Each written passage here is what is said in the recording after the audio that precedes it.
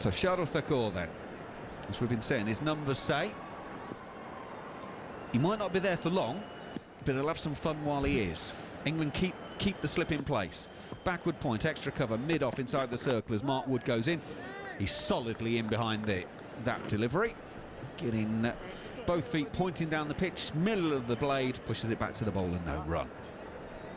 I wonder if the Pandya brothers ever try to out-sibling themselves. You know, if they put that other element of competitiveness into their game. I get the impression they're very supportive of each other, the way they are on social media. They obviously both play for the Mumbai Indians in the IPL. But I know I certainly have that when I play with my brother for Hayward. You always try and out-sibling them. Absolutely. Mark Wood in once again. Outside of off, some swing and a miss from Thakur. And it's through to Jos Buttler, and there is no run. 40th over. I know we've talked a lot about Shardul Thakur in this series, and we actually have seen him face about 4 balls. It's worth saying, though, he's nowhere near as good a batter as Bhuveshwar Kumar is.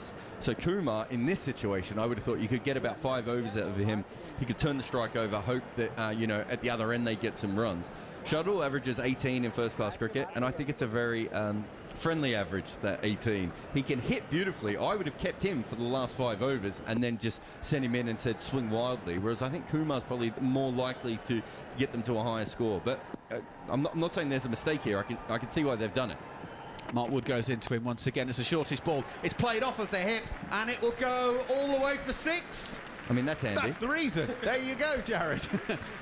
We are going to check where it's landed. He's flicked it off of the hip over long leg, and it hasn't cleared the foam by much, if it has cleared it at all, and the replay shows that it did. Sam Curran couldn't get around, and it is 6 to get off the mark. Shardul Thakur joins in the fun. It's 283 for 6.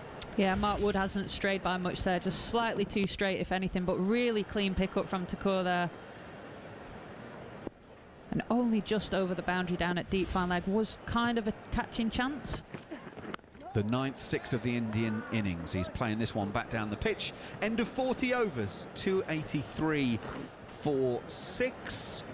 So 2 wickets in that 10-over block, and 77, I think, of my mental arithmetic was never brilliant. Yes, Guy Swindles gives me a thumbs up. If the king of numbers gives me the thumbs up, I'll take that one. So 77 for 2 in that 10-over block.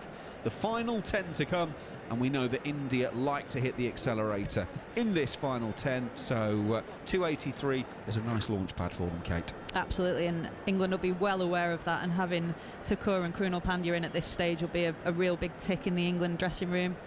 You know, they've managed to take those 6 wickets, which they've not, you know, I'm not sure they've bowled India out in this series, have they yet? In this one-day series? Nope. There were 6 wickets down in the second game, 5 wickets in the first. So this is their equal most. Stokes is going to start the 41st, pushed out to Moeen Ali on the offside. Run-out opportunity, the throw misses the stumps. It was pushed out into the leg side by Krunal Pandya. I think Thakur was offering to go. So for the non-strikers end, left home, and we'll get a wide shot on the replay.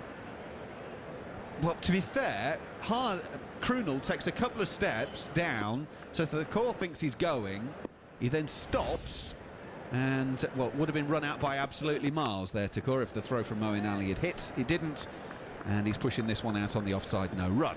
Yeah, Thakur would have been out by half a pitch there. I don't think he'd even turned round to start running back, and you could see Ben Stokes a bit frustrated. If he'd got back to the stumps, it would have been a simple throw from Moeen Ali to him. And as ever, Moeen Ali had a bit more time than he thought. Yeah, Ben unfortunately was disappointed because it was a shot that he thought actually was a little bit uppish, could be a catching opportunity, so wasn't thinking about getting back to the stumps, and therefore Moeen had to hit them. Krunal Pandya hits hard to a shorter, wider ball, carves it down to third man. Mark Wood does the fielding, does well, keeps it to only a single. 284 for 6. I think that goes to prove my point as well about the tired bodies that are out there. Normally you see Ben Stokes back at the stumps after every single ball, but they're just relying a lot on their fielders in the ring to do the backing up, to make sure that they're collecting the ball.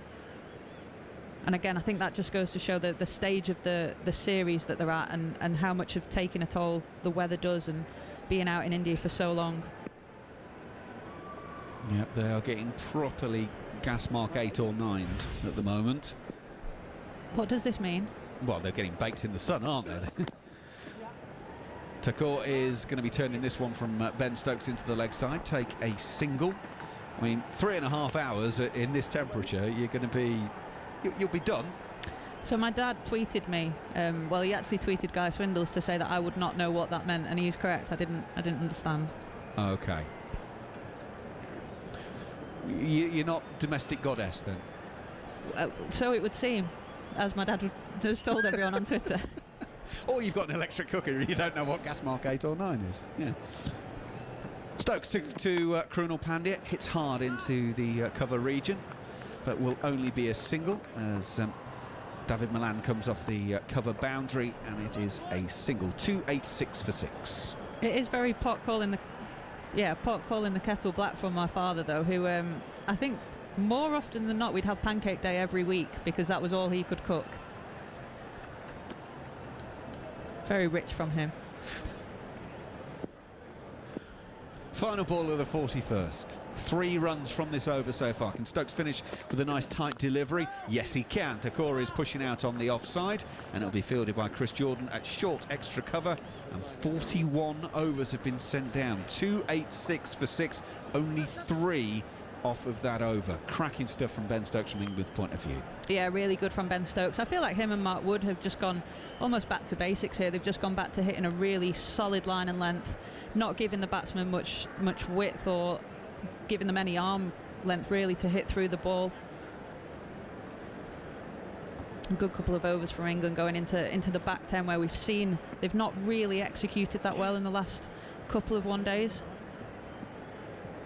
Now Mark Wood is coming off.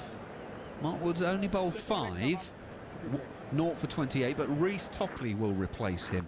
It's the deciding one-day international between England and India on TalkSport 2 with the Times and the Sunday Times. Of course, Lizzie Ammon, Simon Wilde, and former England captains Mike Atherton and Sir Alistair Cook, part of their team. So England have used 7 bowlers. Rashid has bowled his 10, 2 for 81, but now they're rotating it around. 0 for 42 from 6 for Reece Topley, and what's he got? Bowling to Krunal Pandya. Mid-wicket out on the boundary, square leg out on the boundary, cover out on the boundary. As he goes in, left arm over, Krunal pushes into the offside, beats the man at short extra. Mid-off Moeen Ali is inside the circle. He's going to have to go sprinting after that one. He will stop it 5 metres inside of the rope, and 2 are taken. 288 for 6. Just a good cricket shot from Krunal Pandya, just lent on the length from Reece Topley there. Just beat that man at extra cover. We're still seeing the projected score at the current run rate going up to 350. 1 more wicket and that starts tumbling. Absolutely. Topley in. Krunal Pandya, what a shot that is. He's not moved his feet at all and just sort of whips the top half of his body around and whips it out to the square leg sweeper, and a single is taken. So 1 more to the total, but geez, we've seen some shots played. It's that shovel, kind of short arm shovel that we see a lot from the lower order Indian players, isn't it? They practice it a lot, though. We see it a lot in the IPL.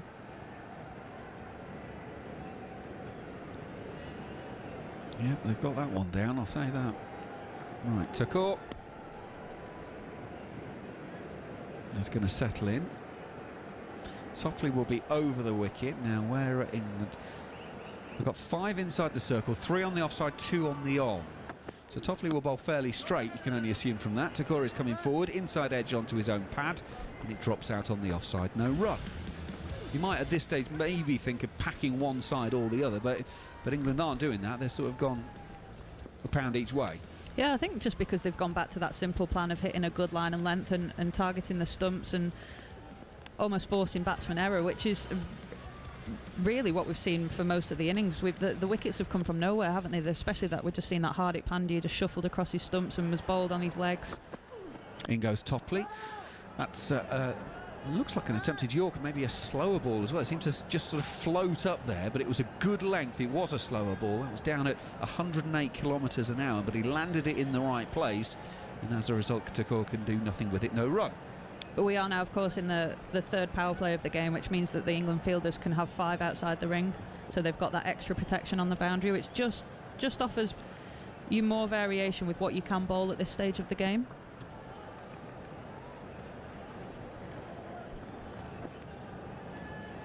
Reece Topley back in an England shirt after those problems with his back. He's in around the wicket on this occasion, and Shardul Thakur played a beautiful on drive wide of the mid-on fielder. That's as good a shot as we've seen, and we've seen some incredible ones. Classical on drive, and he goes into double figures. He's got 11 from 9. It was a sort of an off break really, but it drifted in onto the pads. And that's been timed beautifully by Thakur. Yeah, geez, what a piece of timing from Thakur there. He's just gone wide of Moeen Ali at mid-on there, and just easy as you like, really. Around the wicket again is the cutter, and it's chipped up in the air. There's only one fielder now on the leg side inside the circle. It's Moeen Ali at mid-on, so it was safe, and a single will be taken, but 294 for 6. Reece Topley's over comes to an end. It goes for 8. And that is 42 overs gone. So we're getting near the real business end, which means I'm going to move out of the way. And Mark Butcher will bring you these final overs of this Indian innings here on TalkSport 2. Thanks, Macca. Really has been an extraordinary innings at modern 50-over cricket in a microcosm, really. At least the way India play it, anyhow. Got off to an average start. Average if you compare it to the way England go about things, and I think that's the interesting point here, is that most other teams in world cricket are more than happy to go at 5, 6s in the first 10, 15 overs of a one-day game. It's just England don't. England see it completely differently. Try to go at 10s if you can. So comparing anybody else with what England do sometimes is a complete and utter waste of time, because they're out on their own. But India have lost wickets in the middle part when they try to keep them in hand. As Stokes is into Thakur, who nudges it behind square on the leg side, and he'll pick up a single. He's 13 from 11. Krunal Pandya is 11 from 15. India lost wickets. England struck by way of Rashid and Moeen Ali and Liam Livingstone with pace off the ball. And then to continue the story of the modern game, did Rishabh Pant and Hardik Pandya look to rebuild and build a platform for the back end? Did they help? Came out and smoked it everywhere. 99-run partnership in no time whatsoever when they were under the pump, as Stokes is in to the left-handed Krunal Pandya, who defends the ball off the back foot to mid-on, and again there's no run. 295 for 6. And with just a little under 8 overs to go, India are still in a position where they might make 330. Quite extraordinary. Yeah, absolutely. And I think England have got the blueprint, haven't they? They've got the one-day blueprint at the minute. Stokes is in. Pandya bat up, waits, and just chops down on a back of a length ball that would have gone over the top of off stump. Can only jab it into point, and there's no run. Yeah, they've got the blueprint that a lot of teams are going to have to start copying in order to keep up with them, because we know that on their day, when England get it right, that no one can beat them. And the thing for me that has frustrated me really as a cricket fan is that India have the capability to do that. They've got the likes of Rohit Sharma and Shikhar Dhawan who can bat like that at the top. Stokes is in, and slower ball is chipped in the air. Oh, and it's been dropped. Adil Rashid had a tough chance running with the ball falling over his left shoulder, and he got both hands to it. It was tumbling sort of backwards as he ran. Got both hands to it. He gets a little clap of consolation from Ben Stokes, but boy, England would have loved to have picked up that wicket. In fact, it wasn't a slower ball, it was just full. And Pandya got his bat swing in all kinds of trouble, aiming it over mid-on and skewed it out over mid-off. Rashid will think he should have done better. Stokes in once more. A swing and a miss outside off stump, and that flies through to Butler, and again there's no run. Yeah, that would have been a great catch from Adil Rashid, and he actually did all the hard work. He was running to his right from mid-on, got to put the hard yards in, and he got both hands to it, dive into his right, and just couldn't hang on. We come to see those catches get taken so frequently in this kind of standard of cricket now. He'll be disappointed with that. Yeah, Adil Rashid did get both hands to it. He's bowled quite beautifully. Cronell dropped when he was on 11. He'll be hoping to make England pay, but no runs again. Full delivery, hit back at Ben Stokes, who fields it in his follow-through. And that's the end of the 43rd over. 297 for 6, India. Just 3 runs from that last Stokes over, and England hoping to put the squeeze on. They'll be very, very happy that there is no Hardik and there is no Pant at the crease in this crucial last 7 overs. Crucial listening. Coming up was Darren Gough and Gareth Batty join me in the commentary box. England will be largely happy with where they are here at the moment, particularly given that India do not have the wickets in hand that they so crave at the back end of an innings, Goffey. Yeah, you would say so. I mean, at one point it looked like India were going to get a huge score, and I'm talking 350, 360. But I think the 6 wickets down is vital for England. Moeen Ali has been excellent with a ball, 7 overs, 1 for 39. Livingston did a job, 3 overs, 1 for 20. And I think he's had to mix his bowlers up quite well. I think he's done a good job, Josh Buttler. Topley in round the wicket to the right hand of Thakur, who pulls, the ball comes off the splice and dribbles out to Liam Livingston, one of those spare bowlers that Josh Buttler used for a single. Yeah, I mean, we don't know. We're not on the ground. We don't have sort of access to medical reports as we might do if we were in Pune at the moment, but Butler's had to make up for Mark Wood. Mark Wood has been off the field with what looks like a stomach complaint. He looked as though he was gasping for breath after just his first over and has looked pretty uncomfortable. He's got through 5, but Butler has to use his resources. That's where Livingston has come in handy, as Topley is in over the wicket this time to Krunal Pandya, who rather cruds a pull shot that loops over the head of Ben Stokes inside the circle at mid-on. He scampers back and keeps the ball from dribbling over the boundary edge, but India have brought up the 300 for 6, and as the third umpire is just going to take a little look at this, but Ben Stokes was well inside the boundary down there as he chased back to long on. 300 up with 6.4 overs to go as Topley is in again, and this time Krunal gets a really good piece of it, but it goes straight to Dawid Malan out there at deep square leg, who's in front of square on the leg side. Saying that, you know, guys, I mean, if they don't lose any more wickets really, or lose one, I mean, this is still get up to 350 quite comfortably, can't they? I mean, they're looking at 9, 10 and over, aren't you? Your last 5, your last 10 overs, which they got comfortably the other night, but they had lots of wickets in hand, bats, so they'll be still looking at around 350. Well, these two are dangerous, make no mistake. Ball's been dispatched. Dangerous? Yeah, absolutely right. Thakur has just donned I was going to say Don Topley. The old man would be very happy to be out there bowling at the moment, I'm sure. But Reece Topley has just bowled a seam-up delivery. Short, and Thakur on the hook shot has top-edged it. 15 rows back over fine leg for 6. God, I mean, this has travelled off the top edge of the bat miles. It's gone 10, 15 rows back. That, for me, just shows how good a surface it is. And the flip side to what Goffey was saying, that England have done well, India will be ruining the fact 3 guys in the 60s, 70s that haven't gone on. Topley round the wicket again. Again, it's back of a length at Thakur, who plays defensively on the back foot this time. Drops it to his feet, and they scamper through for a single. I think what it's just shown this series, you've got 2 quality sides who play it slightly different. India have tried to adapt their game, knowing batting first, but 3 probably 17's not going to be enough. 320 might not be enough, and they want to give themselves a better chance of winning, and I think they've played it really well, to be fair. Yes, they'll be disappointed, as Bats has talked about there. Dot ball to finish the 44th.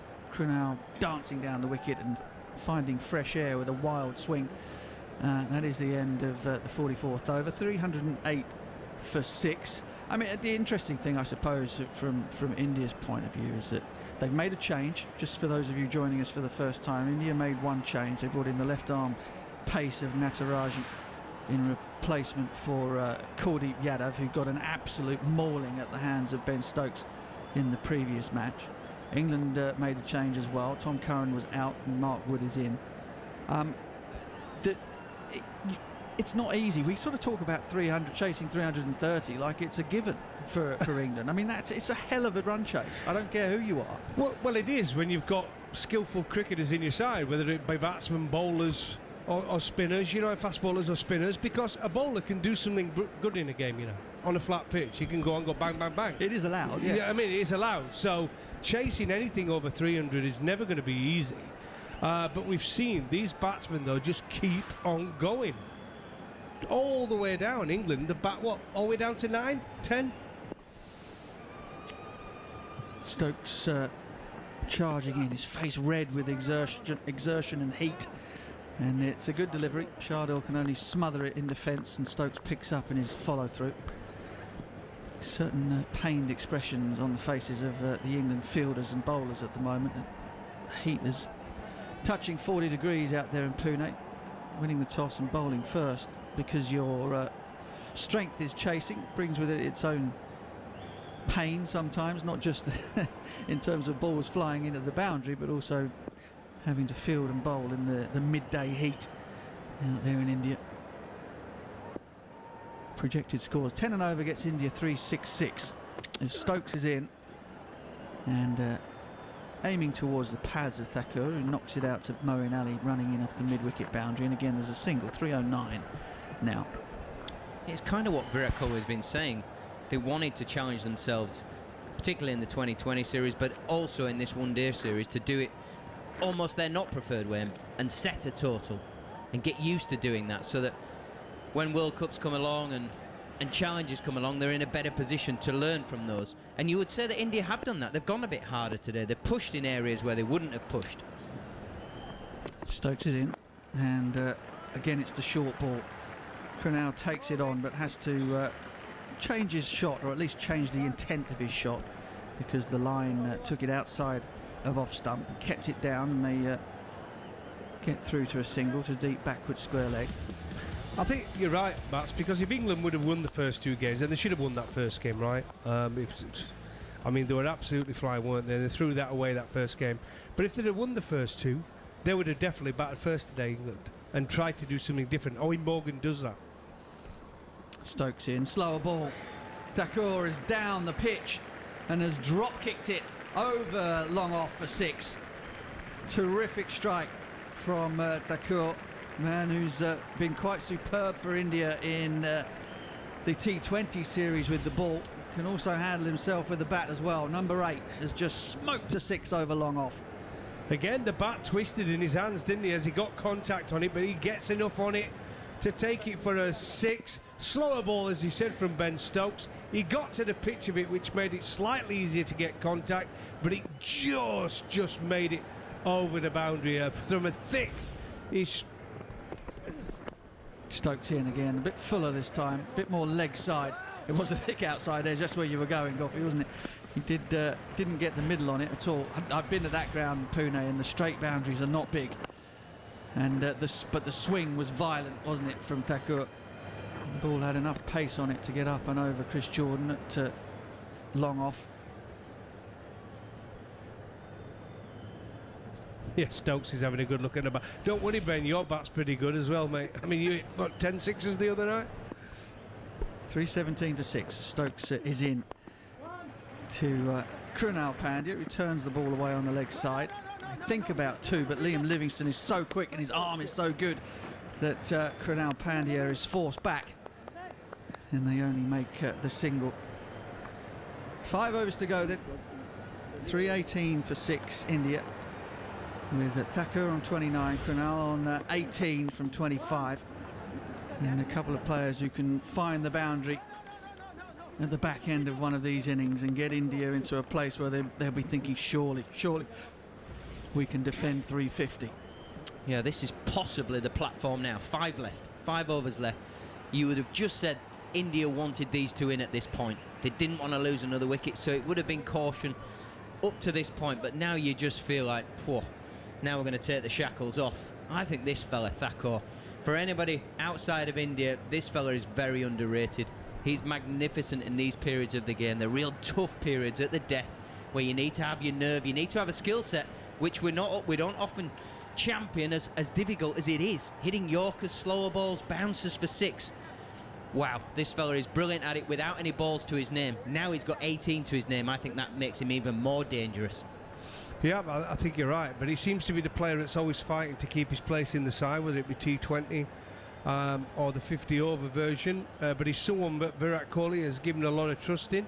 I think he's delivered more often than not in this series so far. And Krunal, he's the one who's really struggled on debut. I mean, he got off to an absolute flyer. What a terrific knock in that first ODI. But since then, he's just, I mean, even today, he's just struggling to get...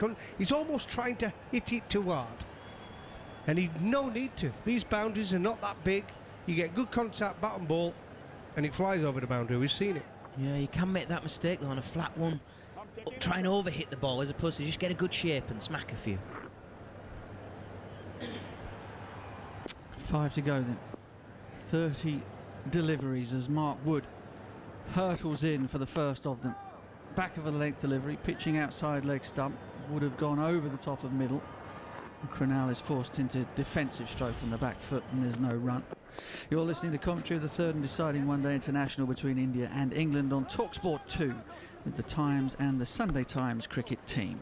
Writing with an edge. Who's going to have the edge at the back end of this one? England would dearly love to have something to show for their travels in India. Sri Lanka before that.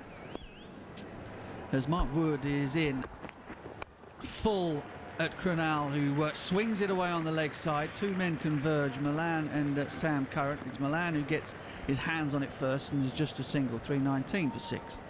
Yeah, Wood's field, he's got third man fine leg, deep cover, and then he's got the 2 men on the leg side where that ball has gone from Krunal.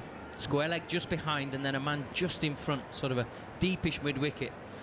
With mid on and mid off up, suggests you're not going to get too many in your half, so sit yourself deep. Get ready for some chin music. It tends to be the chosen theory from England's bowlers in India, hasn't it? To bowl that back of a length into the pitch rather than going for the Yorkers, the way the Indian batsmen like to play, hit down the ground. Wood is in again. He goes back of a length or top of the stump length, and Thakur smears across the line and rather cruds it wide of mid-on, who's up inside the circle, and there's a single. Mark Wood looks in to be, is looking to be in real discomfort out there. He's kind of trying to keep moisture in his mouth and breathing hard. Does not look comfortable at all. Just wondering if you've noticed any type of nappy he might have on Goffey. You seem to be the man that's knowledgeable in these areas. No, he's no nappy on. He's moving too well to have a nappy on. Wood is in again. He comes scorching in and bowls a hip-high delivery at the left-handed Krunal, who again can only get the bottom half of the bat on it, and it dribbles down the fine leg. Mark Wood turns and walks back. He's normally so sprightly in everything he does, but his head's down. He's sucking the air in, arms hanging sort of limply at his sides, and then he puts both of them up on his hips, trying to draw as much air into himself as possible. Well, I'll get a BAFTA for this, because he's letting everybody know. We all know. Nobody, we've said it enough, Matt. You're not feeling too well. It's a great effort to keep going, to get through these overs. He's into his 6th over. Just gone for the 31 so far. Mark Wood starts his run-up, takes a glance out to deep backward square leg as if to say, bouncer coming. It's the double bluff. Full delivery that Shardul Thakur has a massive wind at, but connects with nothing but fresh air.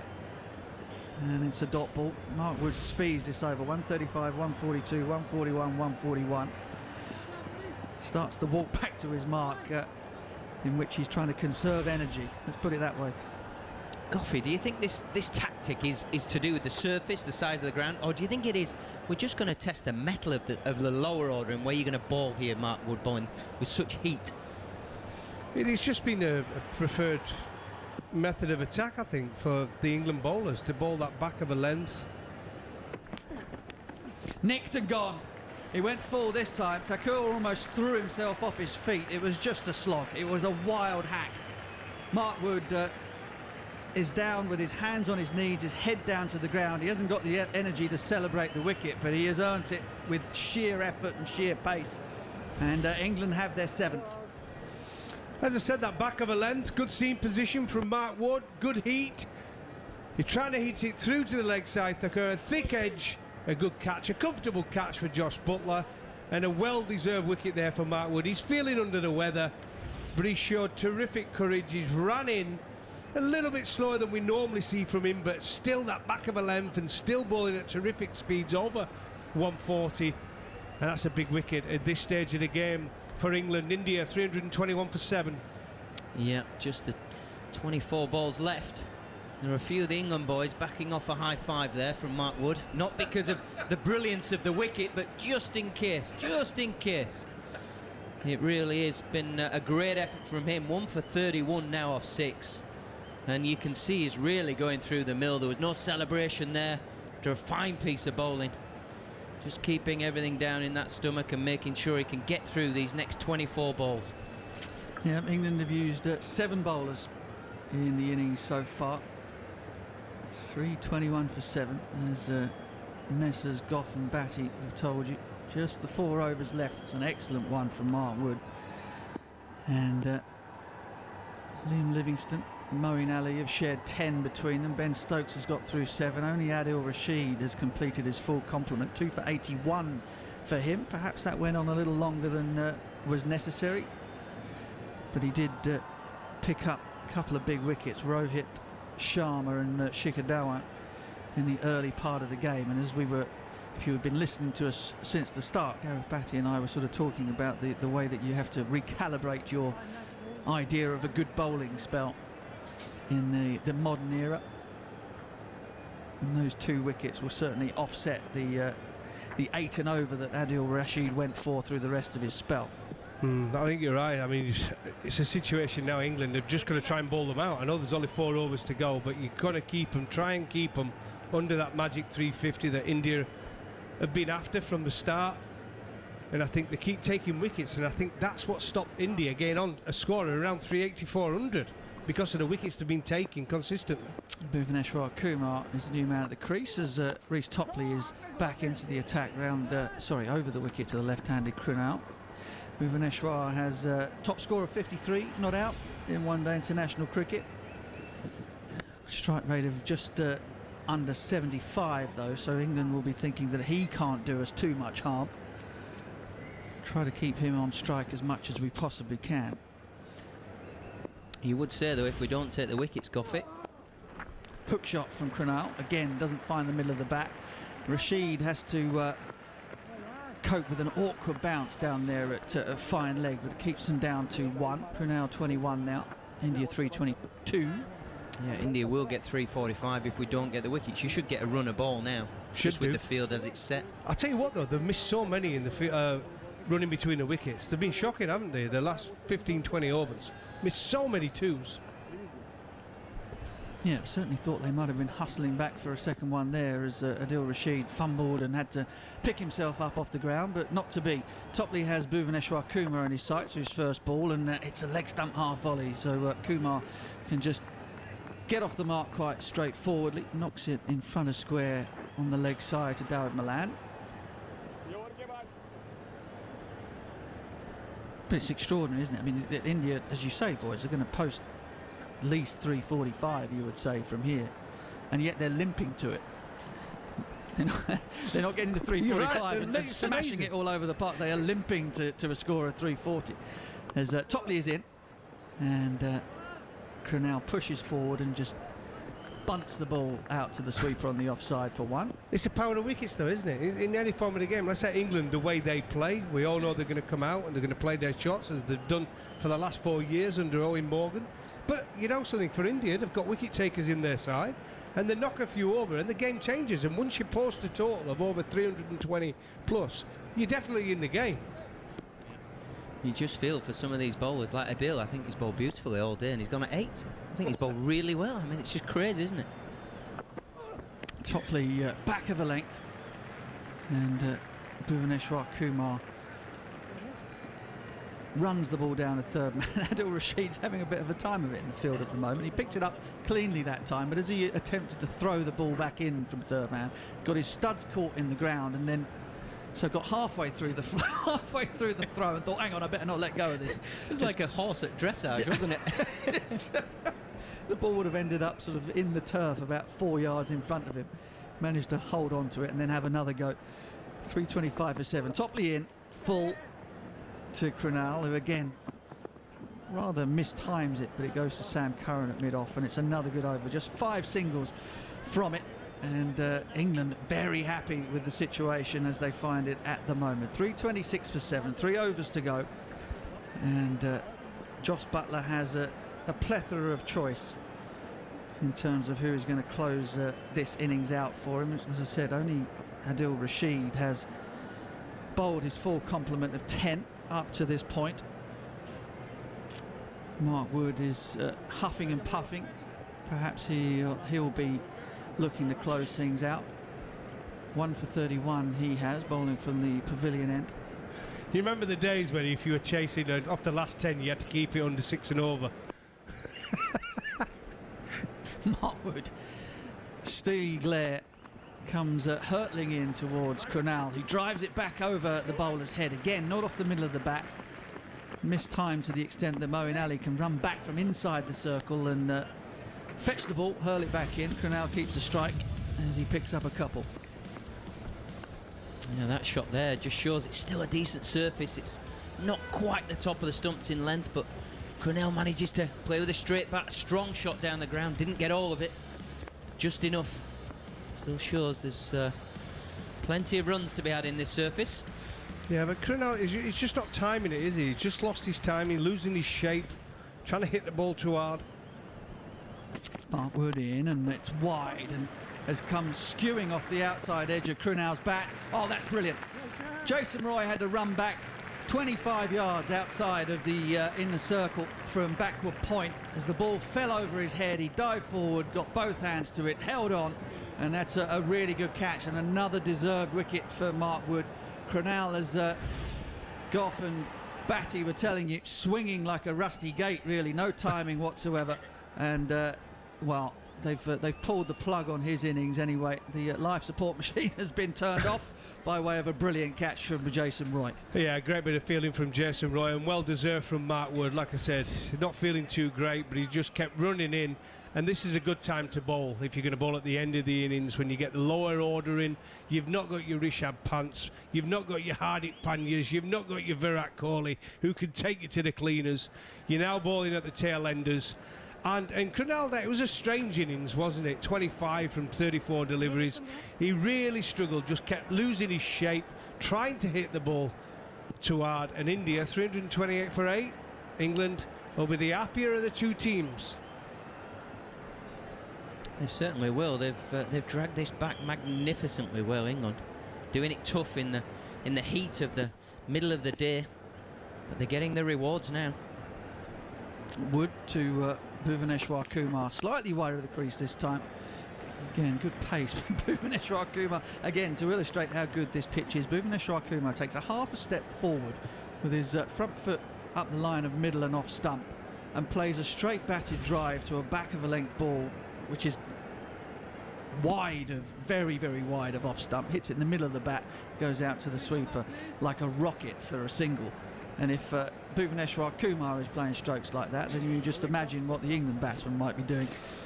Well, I think it's any width whatsoever on here. You've just been able to put your hands through the ball, haven't you? And I think we saw that, the way India batted against England's new ball bowlers. And I think India will be very wary of that when they get ball in hand.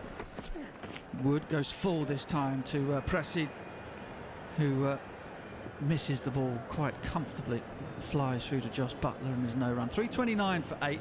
Mark Wood has 2 balls left in this over.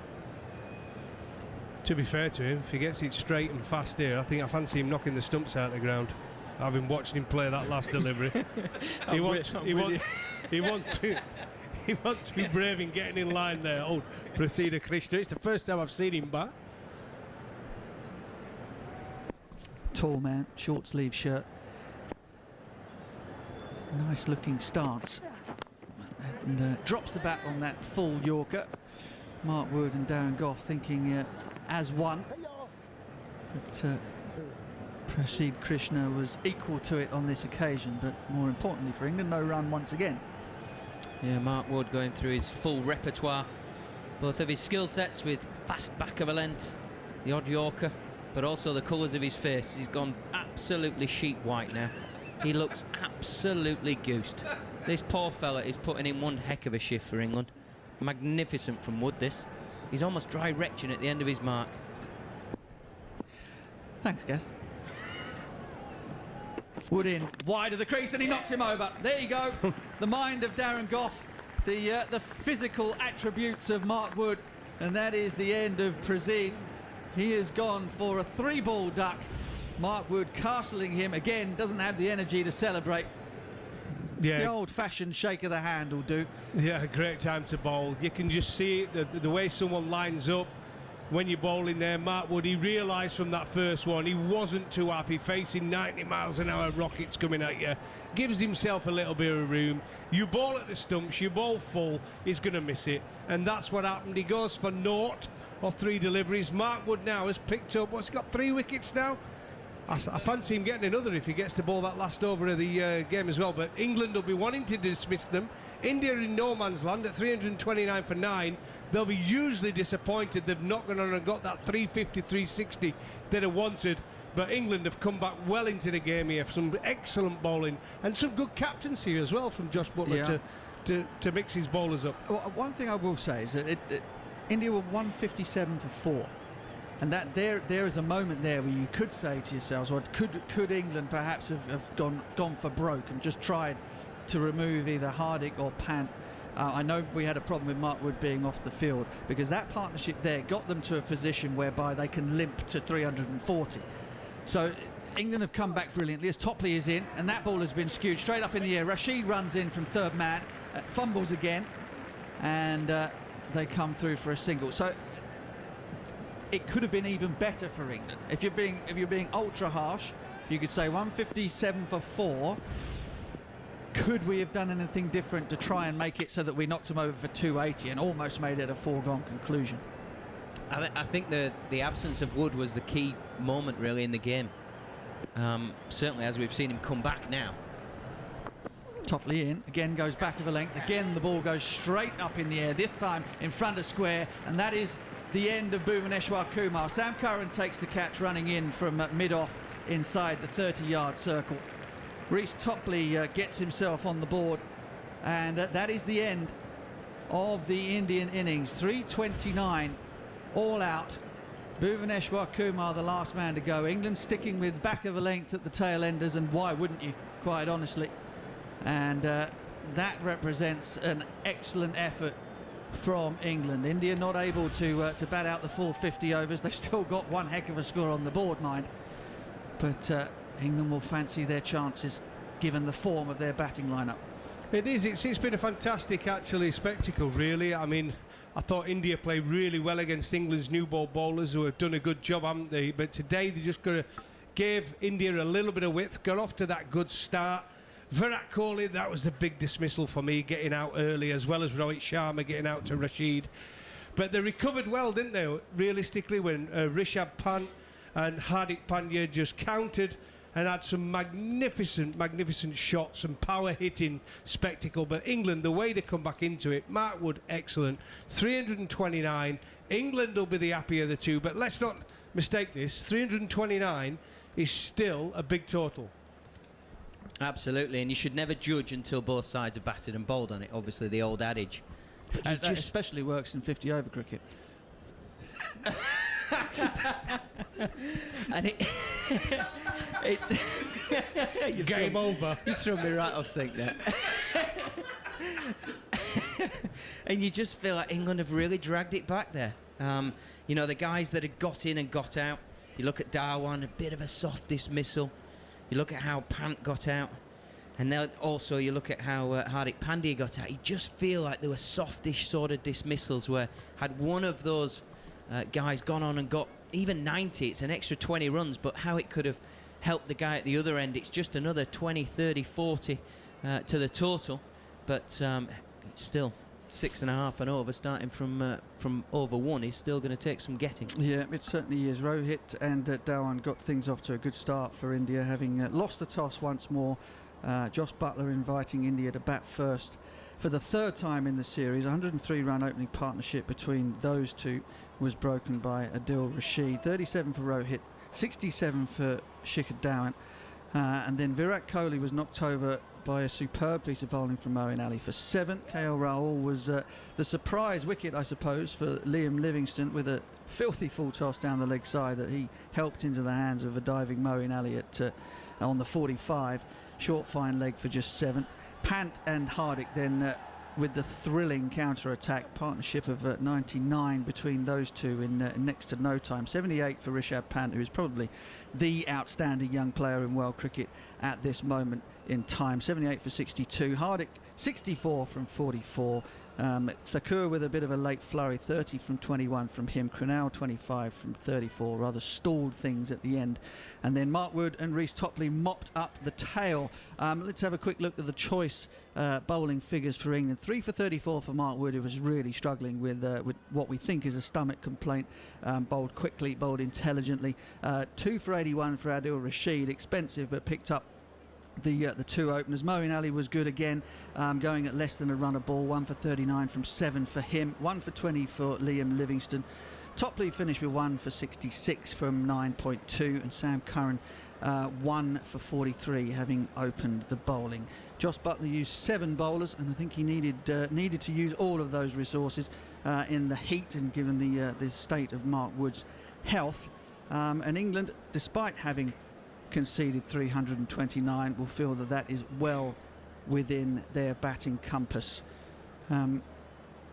Brilliant cricket, gents. I mean, it's you know, 50 over cricket perhaps was floundering, I don't know, but around about midway through the last century. People were saying, does it have a place? T20 cricket has kind of taken over.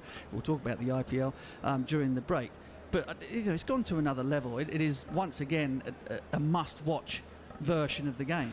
I love it, Butch. I think it's my preferred version of cricket. I think it's a proper test over 50 overs of your ability. You've just said you've got guys who can bat all the way through the innings and make some big scores. You've got the skill of bowlers. They have to be skillful to bowl with a new ball. You have to be skillful now to come in the middle overs when you're bowling at players like Hardik Pandya and Rishabh Pant.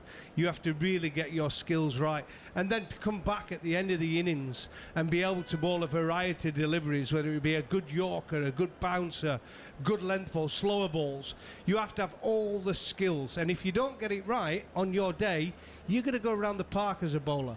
And as a batsman, like I say, you have to adapt to the conditions pretty quickly, pick a good score, because there's some very good teams and good players around the world. Yeah, I think some of the problems that people spoke about were the middle periods were a bit boring. Not today. Those pyramids that we see in runs per over throughout the 50 overs, in those middle periods now you're seeing overs of 12, 13, 15 off bowlers that are on top. Batsmen throwing it back. It's the skill sets of these guys out there that are making this game brilliant. To listen to and watch, it's just fantastic skill sets. Do you think we'll ever go back to a point where we used to play the old 40 over game? Do you think it will ever reduce it to 40 overs? I don't think so. Not when there's ad revenue to be made, Goffey. You've got to be joking, haven't you? 50 overs is king. Right, we'll have the second innings in 25 minutes or so. It will be 50 overs. Well, England might be thinking to themselves, we can do this in 45. Who knows the sort of mood that Bairstow Roy are in.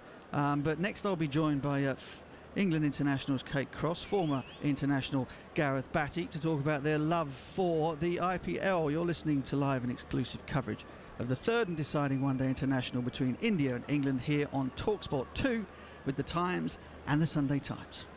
Exclusive ball-by-ball commentary of the third one-day international, live from Pune. Only on TalkSport 2. Right now, TalkTalk are giving you a massive entertainment package for a teeny tiny price.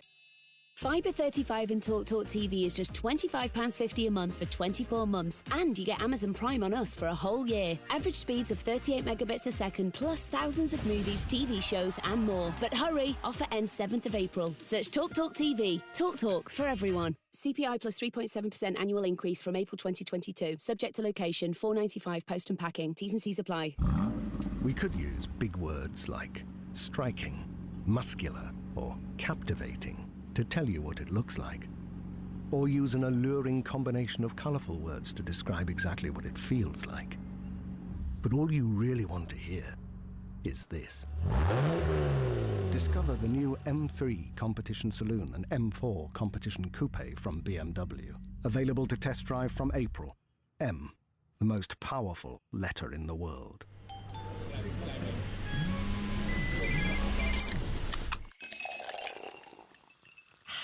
Give yourself a Diet Coke break. We're open for drive-through and McDelivery, and where permitted, we're gradually reopening takeaway. Helping keep you and our team safe is still our priority, so we're limiting the number of crew and customers inside our restaurants. We're washing our hands regularly and cleaning equipment and surfaces often. Please use our hand sanitising stations, and by law, you must wear a face covering in our restaurants unless exempt. You'll also find our delivery contact-free. See our website or app for specific restaurant opening hours. Participating restaurants only. Walk-in takeaway excluding Scottish restaurants. Usually it's Easter. Our adverts are all about our delicious fair trade chocolate eggs. But this year, we're more proud of their packaging without the plastic. Sorry, eggs. Pop to your local Co-op and pick up an egg without the plastic packaging. Co-op, it's what we do. Subject to availability, participating stores. See co-op.co.uk for details. When your tenants have a burst pipe, superheroes crashing through the wall isn't going to help anyone. With Direct Line Landlord Emergency added to your policy, we're on it to send a rather super plumber in 4 hours and guarantee they'll use the doorbell. We can also assemble locksmiths, glaziers, electricians and drainage engineers. Search Direct Line Landlord Emergency. We're on it. Direct Line. Residential properties. Optional add-on up to 1,500 per call-out. Extreme weather conditions may extend response time. Underwritten by UK Insurance Limited. On your phone, it's just a video of a garden kickabout. But on a new Samsung Galaxy S21, it's... An epic sporting moment captured 14 different ways using single-take technology. A stunning portrait of a stricken keeper, a flurry of garden gasps, a close-up of a determined striker, all ready to share for the glory of endless likes. The new Samsung Galaxy S21 Plus 5G. Made for the epic in every day. Available now. Best of 3? PGA Tour Deltec Match Play live on TalkSport 2 tonight from 10. As the world's golfing elite go head-to-head at Austin Country Club, hear full swing by pitch-by-putt commentary of all the action direct from Texas. PGA Tour Deltec Match Play tonight from 10 live on TalkSport 2. On DAB+, online, on your smart speaker, and via the TalkSport app. That's what the crowd wants to see. Exclusive ball-by-ball commentary of the third one-day international, live from Pune. Only on TalkSport 2.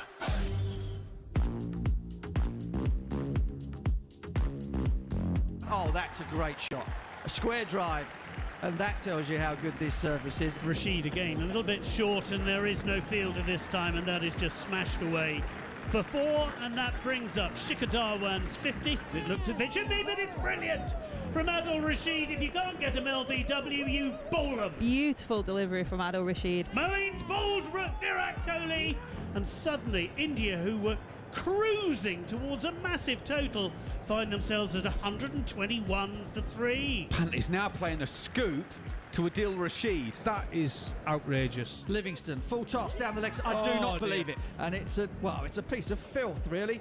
King legend Rahul is on his way back as Hardik tries to destroy Moeen Ali. And yes, lo and behold, it's disappeared over mid-wicket for 6. Wow. Hardik goes high and hard again. That's going to be 6 more. And that is another fabulous 50 from Rishabh Pant.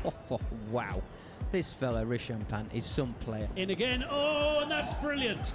That is brilliant from Joss Buttler. Rishabh Pant has gone for 78. Hardik Pandya's walked away across the stumps and has been bowled. Ball has been dispatched. Dangerous? Yeah, absolutely right. Wood in, wide of the crease, and he knocks him over. There you go. And that is the end of the Indian innings. 329, all out. Yep, 330 runs to win for England's batting mean machine. And it is all on the line here in the final series of this Indian tour, which started with the first Test match back on the 5th of February.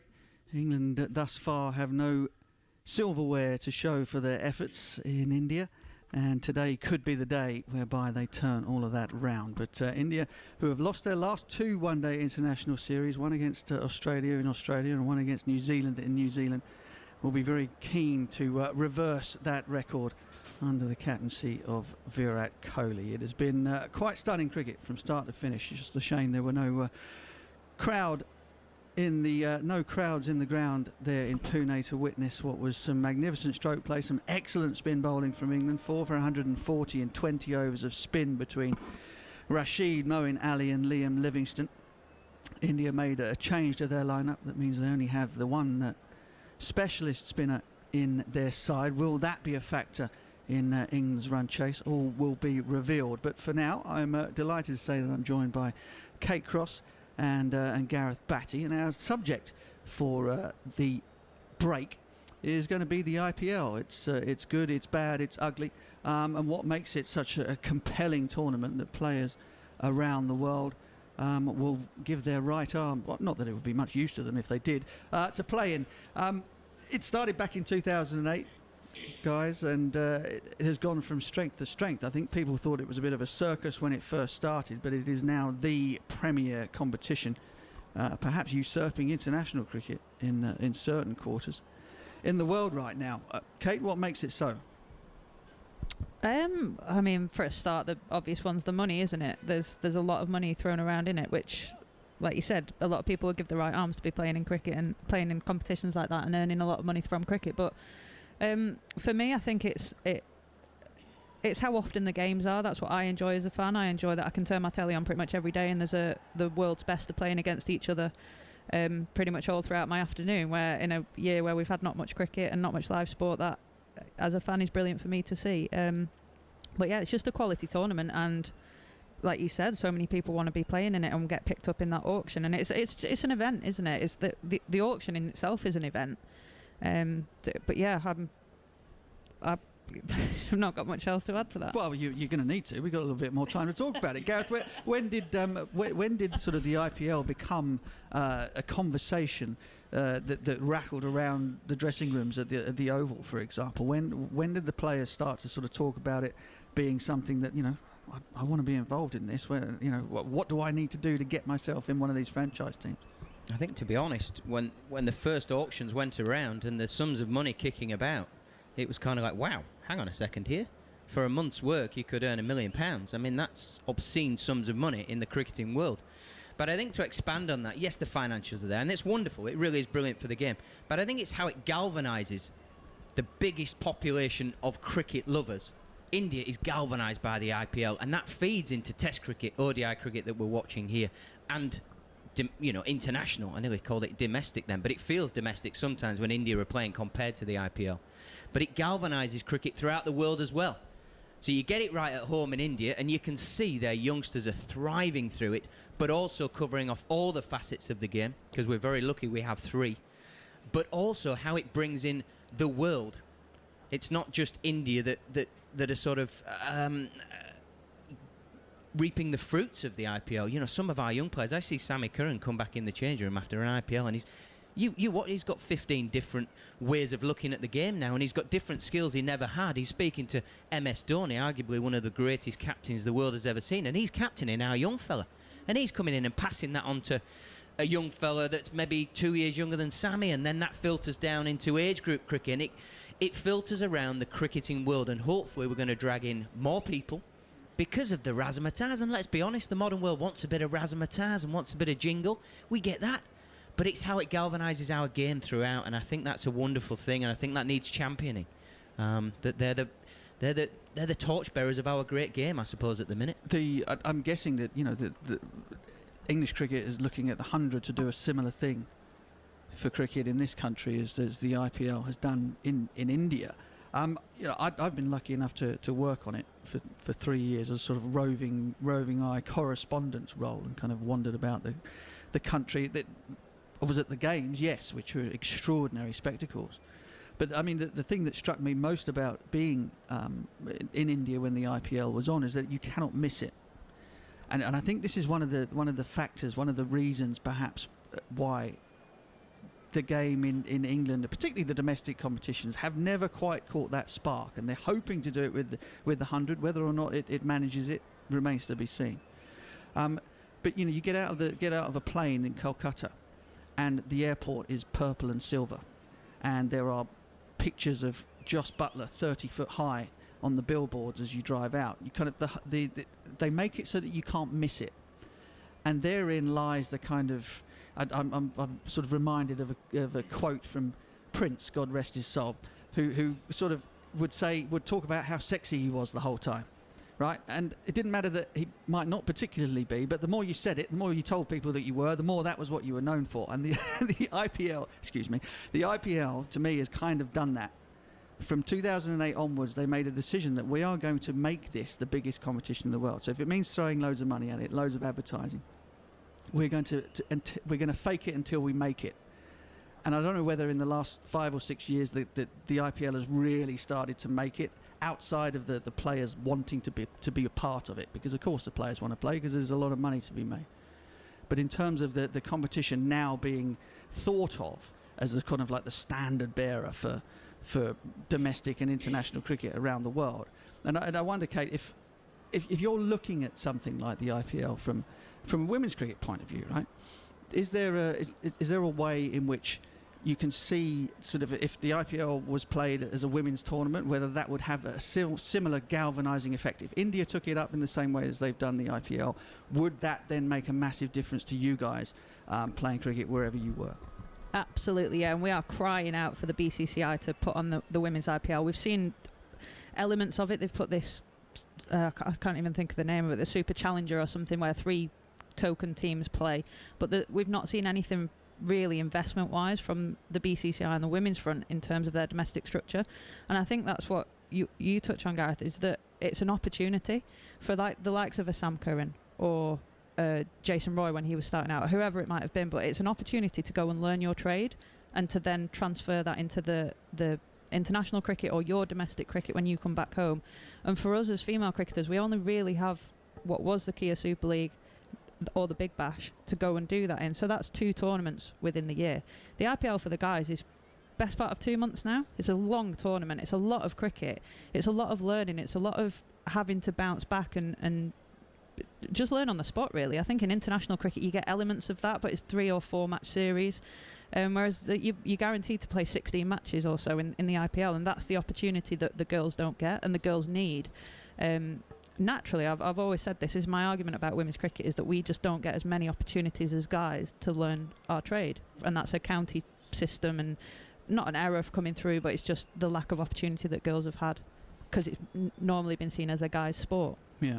I mean, that brings, interestingly, the opportunity brings me on to sort of the next point. One of our colleagues here on TalkSport 2, Kevin Peterson, he almost wrecked his international career by wanting to play or making known his want and his desire to play in the IPL for developmental reasons, for cash reasons, didn't really matter which, over and above perhaps international cricket. And yet we are seeing now, Gareth, England players, there are 12 of them going to be in the IPL, some of whom are going to miss international cricket for the IPL.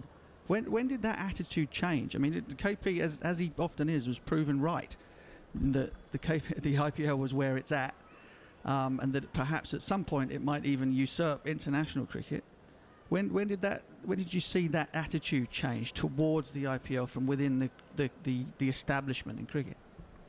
I couldn't put an exact year on it, but the fact that KP was slain basically on the back of it was kind of the thing that broke the camel's back, as it were. That all of a sudden people looked at it and went, hang on a second, this guy has been, for the last 10 years, our most influential cricketer in this country.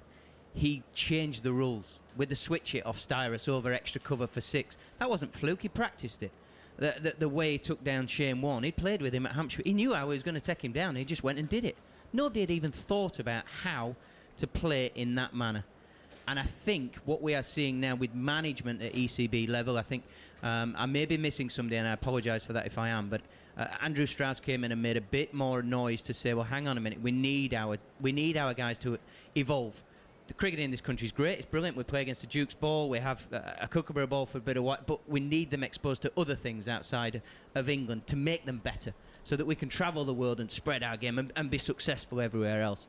And I think he made it a bit more policy that we would try and, particularly with the England players, try and get them out there. And I think it's more acceptable now. But I feel like that, and I could be getting numbers wrong, but I feel like that's only happened in the last sort of 4 or 5 years, that is now kind of okay.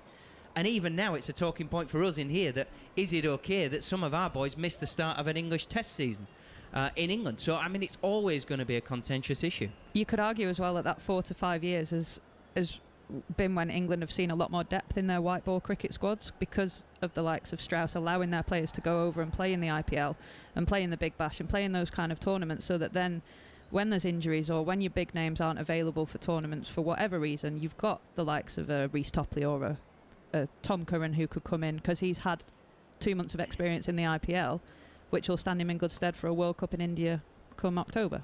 And there's nothing to say the skill set you learn in the IPL is not transferable to Test cricket. This is where we are looking past the end of our nose and we're seeing the bigger picture. Sammy Curran is getting a better Test cricketer on the fact that he's playing in the IPL, which is it sounds crazy, it sounds backward, it isn't. It's just the way that modern people, girls and boys, are learning in a different way now, and we've got to accept that. They don't want to learn from grinding out 100 in 400 balls. They want to smack it out the ground and grind out maybe the last 20 runs to get over the line. It doesn't matter how you get there, it's just getting there, and I think we've got to look at it differently. Yeah, I think that the IPL has certainly made everybody sit up and look at cricket, at domestic cricket, at the marketing of cricket in a different way. And it certainly has made the 50-over game, if you can transfer it to its closest cousin anyway internationally, a far more palatable, far more entertaining prospect to watch. Kate, Gareth, thank you very much for your thoughts. Let's just get back to where we are in Pune, this crucial deciding match in the series. England need 330 runs to win. We're not far off that run chase now. We'll take a short break, on the other side of which we'll bring you commentary and the second innings run chase. Exclusive ball-by-ball commentary of the third one-day international, live from Pune. Only on TalkSport 2. Get the stunning Samsung Galaxy S21 Plus 5G with Vodafone. And right now you could save £561 guaranteed. That's right. I said £561. Simply trade in a Galaxy S9 or S10 using our trade-in tool by the 31st of March. Ready? Vodafone. Based on £15 per month trade-in saving on a 24-month plan plus £201 offer saving. Return device must pass trade-in checks. Details and terms at vodafone.co.uk. Annie's design agency just won a huge project, but it's a lot for her small team. We need new people on this account right now. It's time to hire. I need Indeed. Indeed you do. Indeed delivers quality candidates so you can focus on hiring the person you need to help your business grow. That's why more than 250,000 businesses in the UK use Indeed. Visit Indeed.com/try today and start finding your next great employee. That's Indeed.com/try today. There is now a whole lot more entertainment with Star on Disney+, bringing you more TV series including Scandal and Grey's Anatomy, more movies like Die Hard 2 and The Favourite, and brand new and exclusive originals, Big Sky, Love Victor, Solar Opposites, and Hellstrom. That means so much more drama, thrills and laughs, all at your fingertips with Star on Disney+. All these plus more now streaming for just $7.99 a month. 18+ subscription required. T's and C's apply. Usually it's Easter. Our adverts are all about our delicious fair trade chocolate eggs. But this year, we're more proud of their packaging without the plastic. Sorry, eggs. Pop to your local Co-op and pick up an egg without the plastic packaging. Co-op, It's what we do. Subject to availability, participating stores. See cork.co.uk for details. Selling your car can be a tough job, but there's no drama with Motorway. At motorway.co.uk, you can sell your car like a pro. Motorway finds your best offer from a nationwide network of verified dealers. You can get up to £1,000 more than part exchange. Go to motorway.co.uk and sell your car like a pro. Motorway.co.uk. If your car is gathering dust in the garage and you've no idea when you'll be driving again, well, at least you're saving money on petrol, right? But if you're a Direct Line customer, you could be saving some money on your car insurance too. That's why we offer mileage money back, a straightforward way to apply for money back on your premium. So if you expect to be driving less, visit our website directline.com, register your current mileage, and you could get money back at the end of your policy. We're on it, Direct Line. Policy must remain in force until end of policy term. Existing customers opt in any time. Minimum 1,000 mileage difference required, excluding van and optional extras. Sunday night, 2022 World Cup qualifier. Live, Israel versus Scotland. Coverage from 7, kickoff 7:45 on TalkSport 2. Stick to the rules, protect the NHS, and give COVID-19 the red card. On DAB+, online, on your smart speaker, and via the TalkSport app. That's what the crowd wants to see. Exclusive ball-by-ball commentary of the third one-day international, live from Pune. Only on TalkSport 2. Well, welcome back, with England needing 330 to win this match and take the one-day series, which would at least give them some silverware to take home from this long and fascinating trip to India. Seeing the Test series go 3 to the Indians, also the T20 series 3-2 after England were 2-1 up. This one, England lost the first match, of course won the second, and now will feel they're in with a decent chance of the third. Let's just run through the Indian scorecard for you.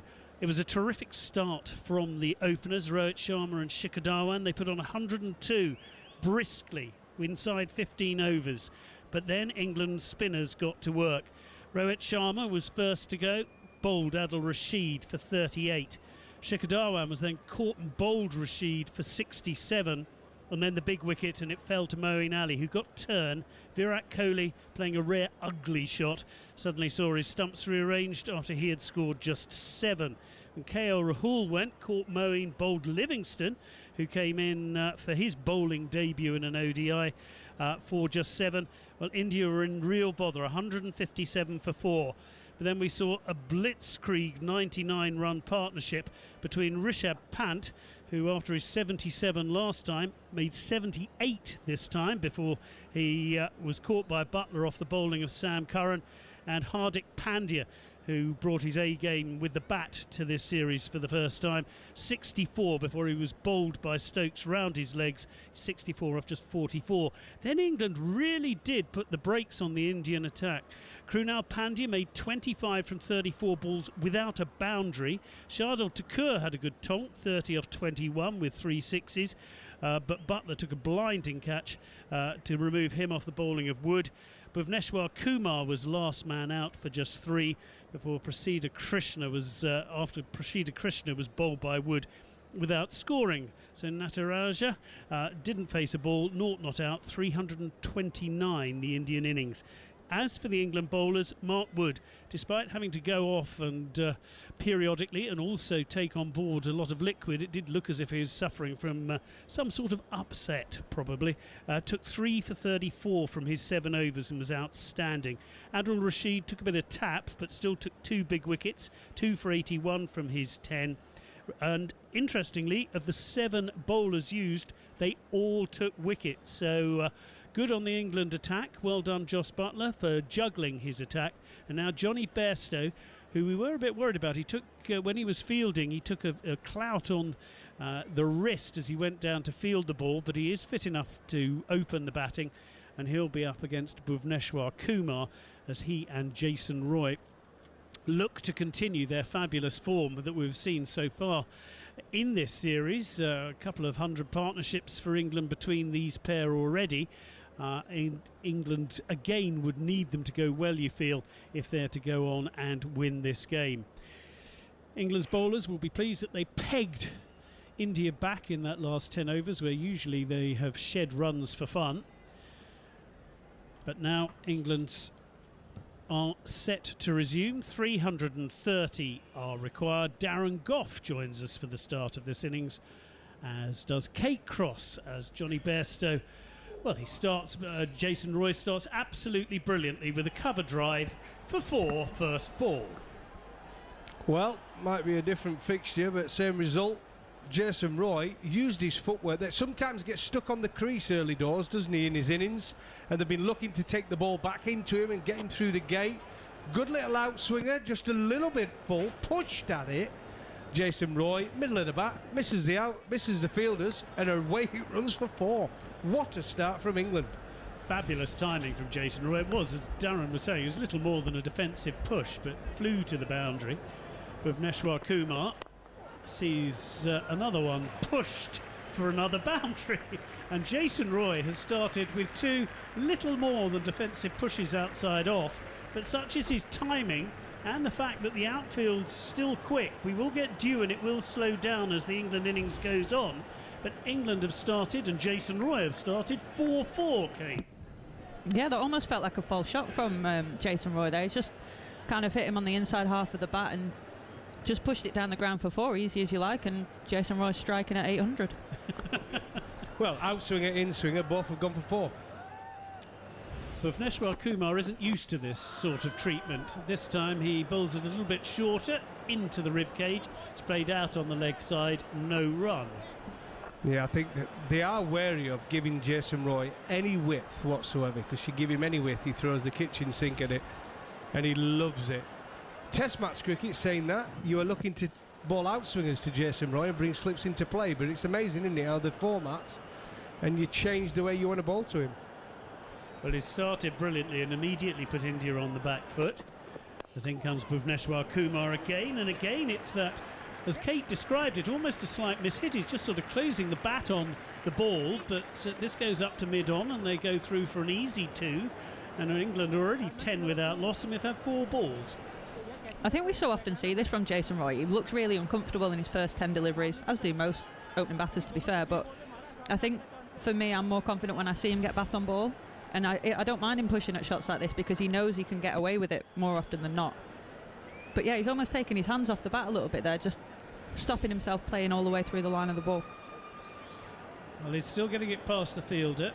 Bhuvneshwar Kumar, almost for the first time in this series, is chuntering. A little bit upset with the way things are going. This isn't supposed to happen. He's supposed to bowl the first over for a couple and have the batsman in all sorts of trouble. Comes in again, and that's flicked away on the leg side almost disdainfully by Jason Roy, and that is the 3rd boundary of this first over, and England have raced to 14 without loss. Well, he changed the field there, didn't he? He's looking at the ball in swing to Jason Roy, yet he's got no man out on the leg side. I mean, he only has to get it slightly wrong and he can just close the face on it, and it goes past the fielders that are in close, and it's away for 4. So what he'd done that delivery is put a short cover like a dry man, because we've seen a couple of just go a bit uppish. He's played with almost one hand, Jason Roy, and now he's put him over to the other side. He's put him straight. Bhuvneshwar Kumar has bowled there you him. go. He's bowled Jason Roy. Well, what a comeback that was. What a first over. We've seen some fantastic batting, but the final word goes to Bhuvneshwar Kumar. And Jason Roy, after racing to 14 off 5, is out for 14 off 6. 3 fours at the end of the first over, where everything was happening. It's 14 for 1. Well, there you go. That's the delivery they want. Perfect to Johnny Bairstow or Jason Roy. And there it is, that in-swinger, good length. Jason Roy, it's the first time he's actually gone back to one of Kumar's deliveries, and he's got caught on the crease. It's gone through the gate, and it's a massive, massive wicket for Bhuvneshwar.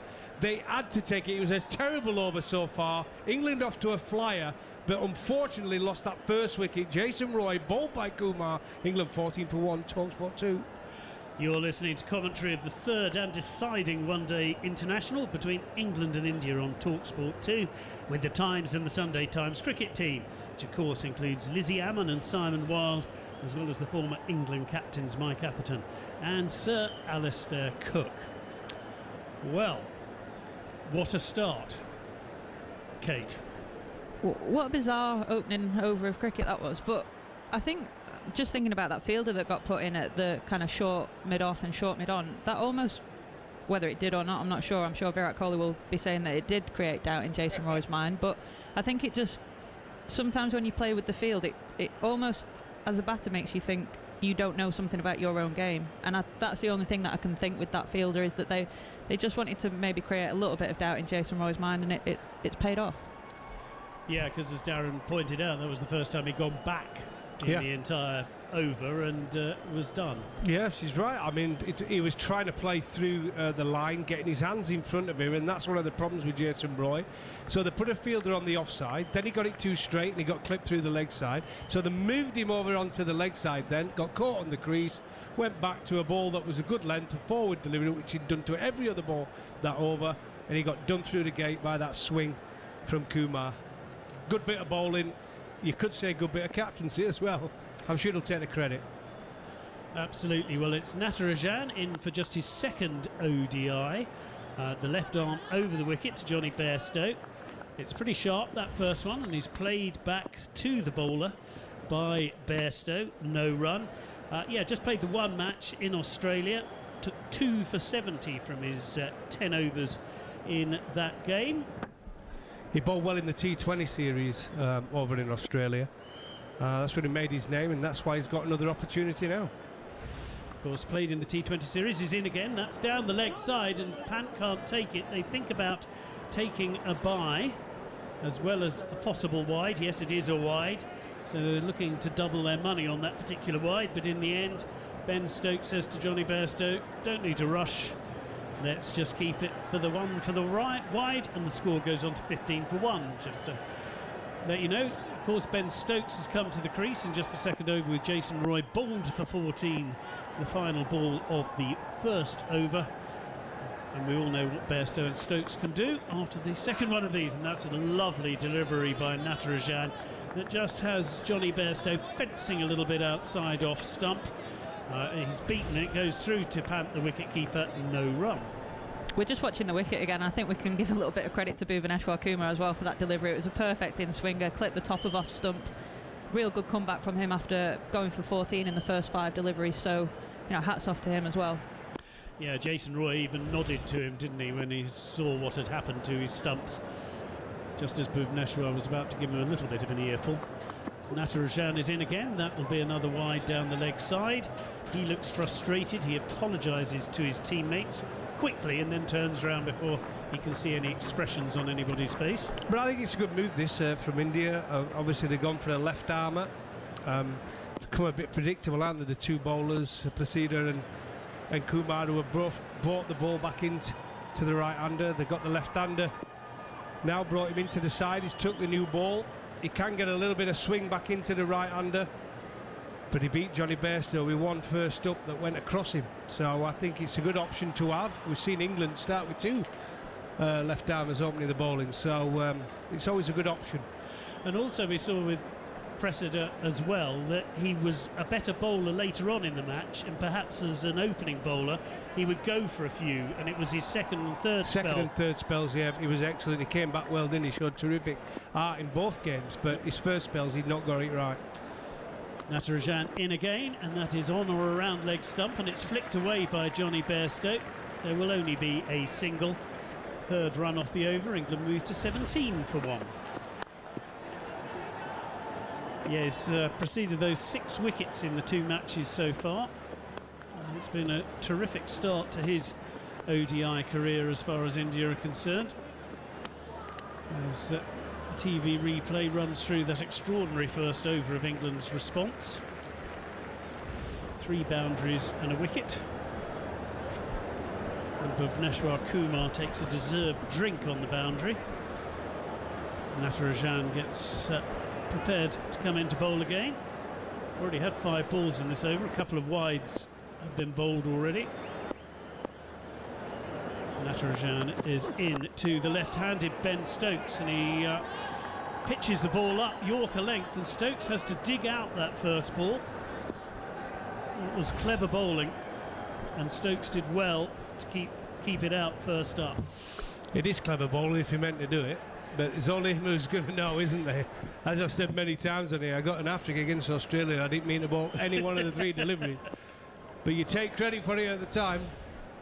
I've got a theory that if you bowl a Yorker in the first 10, they're always unintentional. Interesting. And that is just biffed by Stokes. Stand and deliver. It was shortish, it was wideish, and it's definitely a 4-ish. It's ET 21 now for 1, and that's excellent work by Ben Stokes, off the mark. Yeah, poor delivery. But England bowling not got it right so far, have they? Got some poor deliveries, and that one's easy for Ben Stokes. A little bit of width, no real pace. He's seen that shot so many times, so much time. Back in his crease, cut away for 4. So England certainly in the runs in this early stages. Natarajan is in again. He finds a thickish outside edge of Ben Stokes' bat. It's all along the ground, and it goes to third man, and they trot through for a single. And that 8-ball over finally comes to an end. 8 runs from it. England 22 for 1, chasing 330. So they need another 308 at a run rate of 6.4. On that Yorker thing in the first 10 overs, I reckon you're right on so many occasions from so many bowlers. But the only one I'll give credit to is Stark, Australia. He intentionally does love a Yorker early on.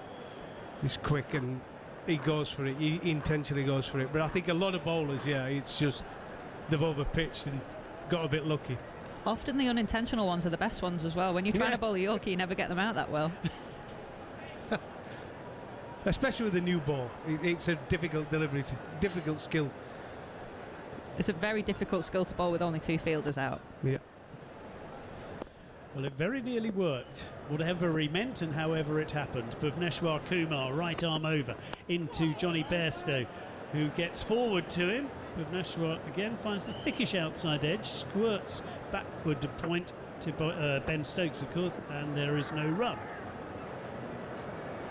He's such a good, skillful bowler, isn't he, Bhuvneshwar Kumar? He makes the ball at will, swings it both ways. He does remind me so much of Jimmy Anderson, and that's why we're going to see him in England in the Test series. He's going to be in that squad. He might not play because they've got 10 to choose from. We were talking about it the other day, but he's definitely going to be in that squad that tours England for the Test series.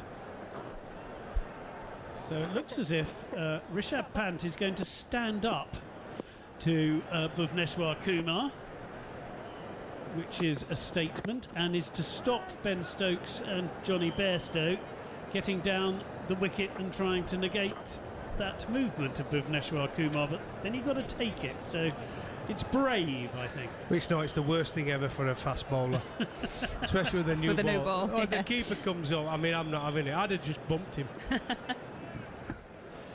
Well, the first ball is a wide, and Pant does quite well to shuffle across and take it. As Bhuvneshwar Kumar comes in, and it's outside off stump and played defensively back to the bowler, no run. I think it does go to show, though, how quickly India are kind of jumping on the proactiveness of what England are doing. You know, they've not let the batters settle at any point. We saw those 2 fielders in the first over again when Bhuvneshwar was bowling, and this would have not have been in England's plans. They would not have anticipated that Pant would be up to the stumps in the 3rd over of the game. With Bhuvneshwar Kumar bowling at around 83, 85 miles an hour. So he is in again, and Stokes plays a forward defensive from back in the crease, back to the bowler. Well, because he's swinging the ball, and we've seen the last 2 deliveries, he's trying to go back into Ben Stokes, and he's trying to catch him on the crease, isn't he? And that's why he's got the keeper up, because we've seen Ben Stokes, especially in one-day cricket, even in Test cricket, he likes to walk at the bowlers who haven't got the pace. Anybody at 90 miles an hour, he walks at them to try and take the LBW out of it. Bhuvneshwar Kumar then currently involved in an interesting battle with Ben Stokes. In, and that is driven on the up by Stokes through mid-on. That is some shot. He just picked it, saw it, and off it went to the boundary for 4 more. Stokes moves to 9 off 7. It doesn't matter where the wicket-keeper is standing when you play a shot like that. He's looked absolutely solid in defence so far, Ben Stokes, but he's just a little bit too much length from Bhuvneshwar, and he's just got licence really to hit over the top there. And just a gorgeous shot. They just keep coming, don't they, England? It's great to watch.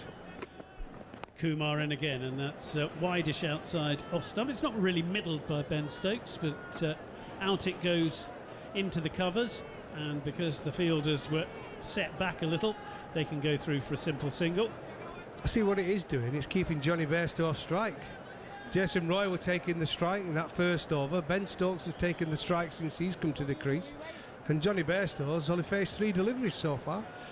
This happened in one of the innings, I think it was the last one, when Jason Roy faced about 35 balls and Bairstow faced about 5, but it didn't seem to matter. He just sort of waited his time, and then when he did get a go, he went bonkers. He cashed in, yeah, played catch up.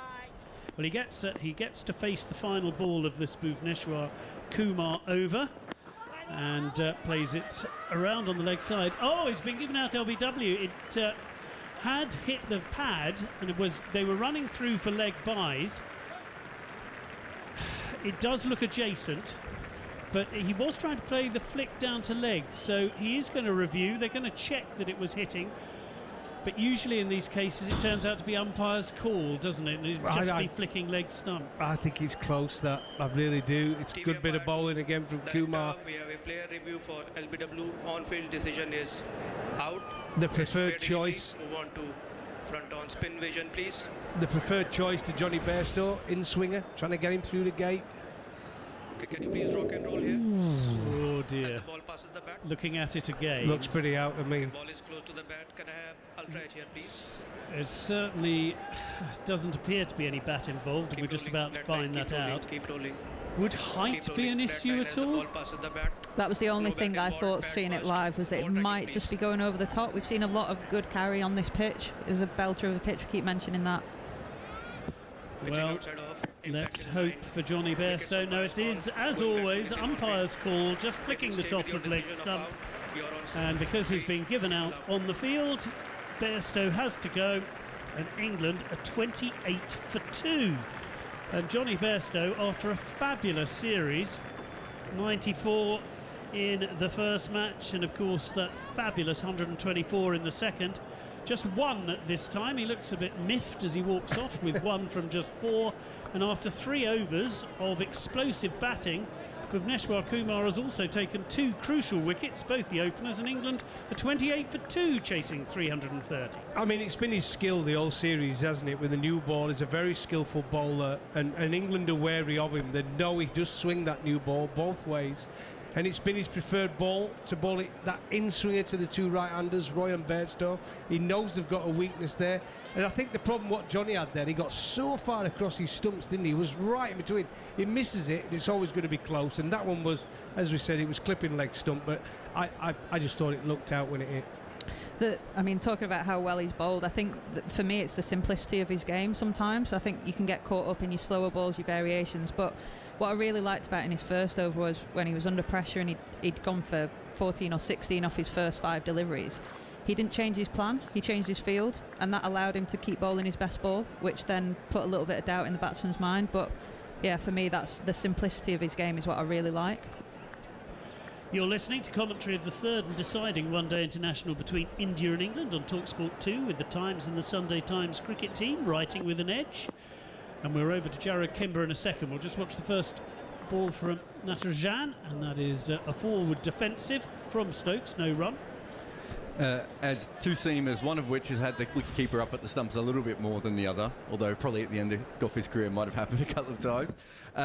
Do you think the wicketkeeper played any part in that? Because Bairstow had to be stuck right back on his crease, and we know he's always a chance. It just gives the umpire more of a chance to give it out LBW, where if he's down the wicket, there's always a little bit less. So do you think the wicketkeeper played any part in that? I know they'll claim they did. Well, yeah, I think so, naturally, because he had to be further back in his crease. And we see Johnny Bairstow like... Natarajan is in, it's outside off stump, it's left, it goes through to the keeper, no run. Like a lot of the England batters, and even we saw a little bit from the Indian players today, they like using their feet, they like coming down the track to try and unsettle the bowler, and that naturally when you've got the keeper up to the stump, that just eliminates that part of a batter's game. And that's, for us, Amy Jones now, she'll ask if she sees the batters moving around, she'll ask the bowler, do you want me to come up and try and negate that? And more often than not, you're going to say yes so that you can then bowl your best ball on that pitch. I'd say no. Stay back. You're not making me look stupid on television. Get back. Only one keeper stood up to me in my career, and that's when I was bowling as quick as I could. And that was Richard Blakey. Never forget it. Unbelievable. We're on a slow pitch. Wasn't much bounce, and he stood up. It didn't make any difference to the way I was going to bowl. It just annoyed me.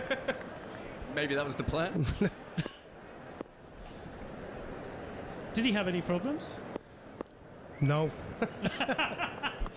Natarajane again punched out into the covers, and they trot through for a single. So it'll be David Malan who will be facing his first ball. Kate, did you prefer it, or do you prefer to have it back? With the new ball, I definitely prefer to have the keeper back. I think just from an ego point of view, you like seeing the ball when we do get on pitches that do travel well, that you want to see the ball carrying through to the keeper. But it's just a massive part of the women's game that the keeper is up for long periods of time, and that's why you see the likes of Sarah Taylor, Amy Jones being so incredible behind the stumps. But it's for their ego as well that sometimes they stand up. And like I say, if you're bowling, no, it is. I mean, if you are swinging the ball, you prefer the keeper to be back, because if they nick it and they're stood up and the ball's swinging, they're more likely to drop it. So you want to give them half a chance. Natarajane in again, and Milan plays that very nicely. Late plays it out to third man, a single. I don't think Darren Goff is going to back down. In No, this I meant even if you're bowling at, Mark Elam or whatever it is, if you're bowling at 70 miles an hour or 80 miles an hour, still, if they swing with a new ball and someone nicks it, it's harder for the wicketkeeper if they stood up to catch it. I can't remember what the numbers are, but it's like 40% of catches are dropped off spinners up at the stump. So you would assume the number for seamers would be even higher. If it's flat and you're bowling for LBWs and bowled, I totally get the keeper being up. But and he was going for the LBW there as well, to be fair. Yeah, but there is good carry on this pitch. Natarajane in again. That'll be wide down the leg side, and in fact, Rishabh Pant does very well diving to his right, not standing up to Natarajane to ensure that there are no byes. By the way, we're just going to do mention, I know England are missing a couple of players as well from their one-day side. Chris Wokes, you could say Jofra Archer. But when you look at India, you bring Shami and Bumrah into this side, it's a totally different ball game. Ravi Jadeja as well is quite a handy cricketer. Yeah, it's a different ball game. I think England have missed Chris Wokes in this series. That kind of experience just to keep things going. He is our only Englishman in the top 10 ICC ODI rankings for all-rounders, which kind of goes unnoticed, I think. Yeah, poor, because he was player of the summer last year, and he hasn't played since. No, I know, hasn't played a game. I think I've lied, actually. Ben Stokes must be in that list. No, maybe not one day. Don't think he is one day. In again, Natarajane. Oh, and Stokes is beaten outside the off stump, and Rishabh Pant is now standing up. And guess what? He dropped it. He did drop it. He did drop it. Like I say, I mean, he's still bowling decent heat here, and see, there's a little bit of movement. Once there is a little bit of movement, it's almost impossible for the kick, because he would have been blinded there. He was going in towards Ben Stokes. It swung late away from him. There's no way he can catch that. No way. But it is obviously a plan that they've worked out for Stokes, that he is going to stand up and stop Stokes walking around. So it will be interesting to see what occurs. As Stokes flashes hard outside off stump, gets 4 runs. He moves on to 15 from 13. England get the perfect end to the over with a boundary. And after what has been 4 rather extraordinary overs so far, with a lot to talk about and a lot to enjoy, England are 35 for 2. Yeah, I think both teams actually today have just not got it right with the new ball. They've just given the batsman a little bit of width to hit the ball on. And when the ball is carrying, you've got nice carry in the pitch, got pace in the pitch. Any width, the batsman just gets bat and ball, and this hard ball just flies away.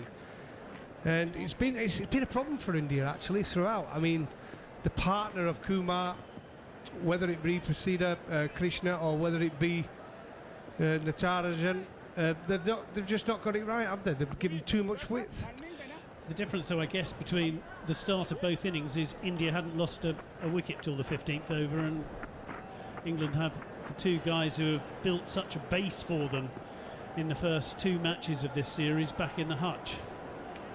Well, I did make an early call of it, not on air, but I did say I think I fancied India in this one. I just thought we'd do a bit of a collapse at some point. I hope not. I hope I'm wrong, by the way. I want England to win. And it's into Milan, who punches it to mid-on, where they trot through. Stokes, I'm sorry, cool. Just drop through for a single, and England move to 36 for 2. I've done my research. So Chris Woakes is the only bowler we've got in the ODI bowling rankings, and he sits at 5th. But Ben Stokes 3rd in the all-rounder rankings, and Chris Woakes 4th. Okay, interesting. So, but yeah, we when you think how highly Chris Woakes is rated, for him not to have played in any of these matches, the way the rotation has worked hasn't worked in Chris Woakes' favour this winter, as in comes Bumrah, in comes Bhuvneshwar again, and Stokes plays a forward defensive. It was Dawid Malan who got the single off the first ball, 36 for 2. Did he not go to South Africa? I think he stayed at home, didn't he, for the South Africa leg of it? Did he, or did he go there? Did they play 50 over stuff? No, they never actually got to play them, did they? Well, there you go. Because I think he was there. He was there. He then was in this cab with Moeen Ali in Sri Lanka when Moeen Ali tested positive, so he had to sit that out in quarantine. And that is punched out into the covers by Ben Stokes. There will be no run. And he's in probably, what is he, isolation now? Because he's over for the IPL. He played for the Delhi, isn't he? So, as far as rotation's concerned, he's missed the only time he would have played. He would have probably played that last test match, and he would have played these one-day games. But as far as the rotation goes, it was time for him to sit out. No, you do feel for England and for Chris Woakes that has worked out as it has. As in again is Bhuvneshwar Kumar. That is magnificent from Ben Stokes. That is... Oh, no, it's not. It's been dropped. I thought, 1, he'd middled it, 2, he hadn't. It went straight up in the air, and then, of all people, Hardik Pandya put it down. How extraordinary. To be fair to you, because the pictures we were watching, it did look like he absolutely middled it. And it went straight up in the air, and then, just to make it comical, Hardik Pandya, an excellent fielder, put down a dolly. Put down an absolute dolly. But you looked at the follow-through from Stokes and you just thought he's just hit that beautifully. Oh, it was a dolly. He took his eye off it, didn't he? And that is left outside off stump by Ben Stokes. 37 now for 2. I think he was slightly put off, wasn't he, by his teammate, who was pretty close to him, who were probably, it's his brother as well. Oh, no. He's probably put up by his brother. You could see he had a quick look at his brother as the ball went down. And his teammates can't believe it. Oh. Kohli is going, what is going on? Rohit Sharma drops to his knees. They know that was a big, big wicket. Oh, the bench as well, they're all at it. No, there was a comedy shot of the bench where they all put their hands on their heads when they saw the catch go down. A man you try not to drop, Ben Stokes, but after another extraordinary over in this England innings, Ben Stokes dropped on 15, is 16 not out of 16 deliveries. Milan is 2 of 4. England 37 for 2, chasing 330 here on TalkSport 2. Well, you don't often see that. He is such a good fielder, Hardik Pandya. It's almost like when Ben Stokes drops one. I mean, it's almost like shock horror, isn't it? I mean, and he has dropped a few over the years, Ben Stokes, but he's caught some absolute belters. And then when he drops one, it shocks you for like 10 minutes. And I think in this India lineup, and you look at the fielders around, and I think he's one of the better fielders, so you just don't expect it. No, I think that was the thing. The team just saw who it was going to. It's Natarajan in again, and that's leg side, and that'll be a wide. And Rishabh Pant, for those interested in knowing whether he's up at the stumps or back, is now back again. I think when you watch Natarajan bowl, it's almost like he's... There's too much going on in his final bit of the delivery. You know what I mean? Just as he's about to deliver, his arms are almost going too fast for his body. And that's why he's been a little bit all over the shop at the minute. He's varied his lines so much. And that's why he tends to keeps going away, bowling the odd wide, and the odd wide ball to Ben Stokes, especially the left-hander, who is cut away for 4.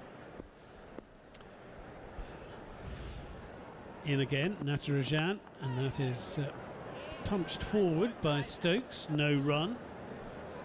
And you just feel that Ben Stokes was mentally rebuilding a bit at the moment after that life.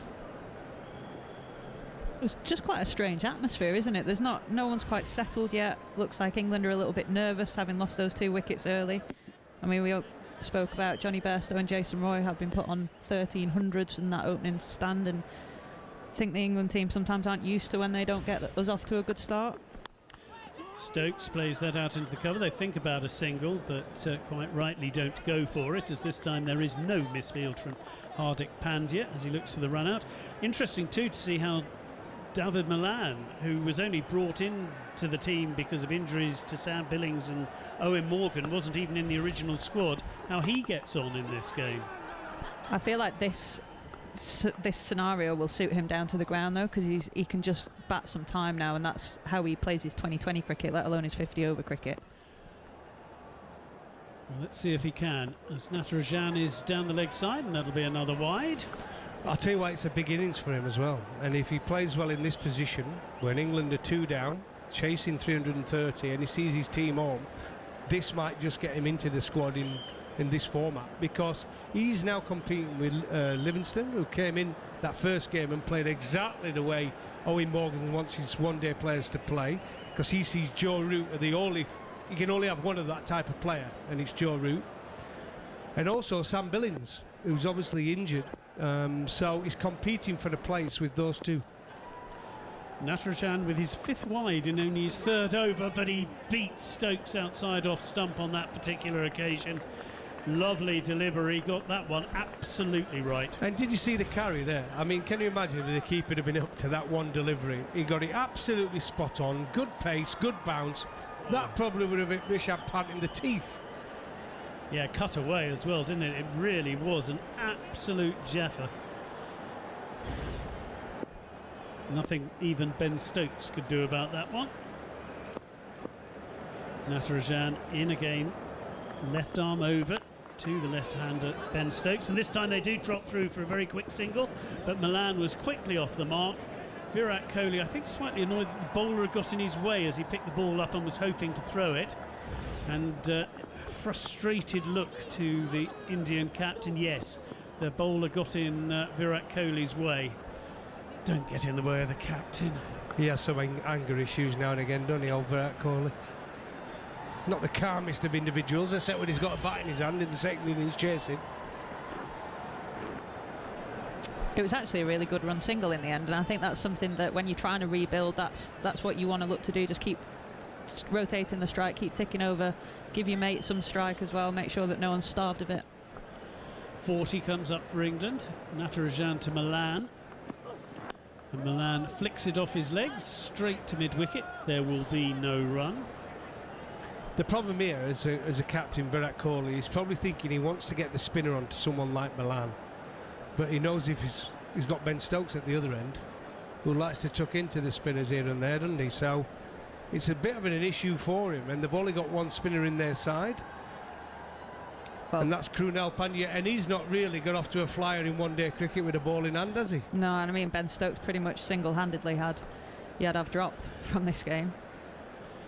Yeah, with that blitz of sixes, and that is on leg stump and just tucked away by Malan for a single. And after, well, an extraordinary opening 6 overs that have seen 2 wickets, drop catches, wides, wicket keepers standing up, going back. England have somehow reached 41 for 2. Ben Stokes is 17 not out, David Malan 3 not out, and after a word from Darren Gough and from Kate, it will be Mark Butcher to take over ball by ball. Well, very much spitting image of the first part of the game, isn't it, where it's evens.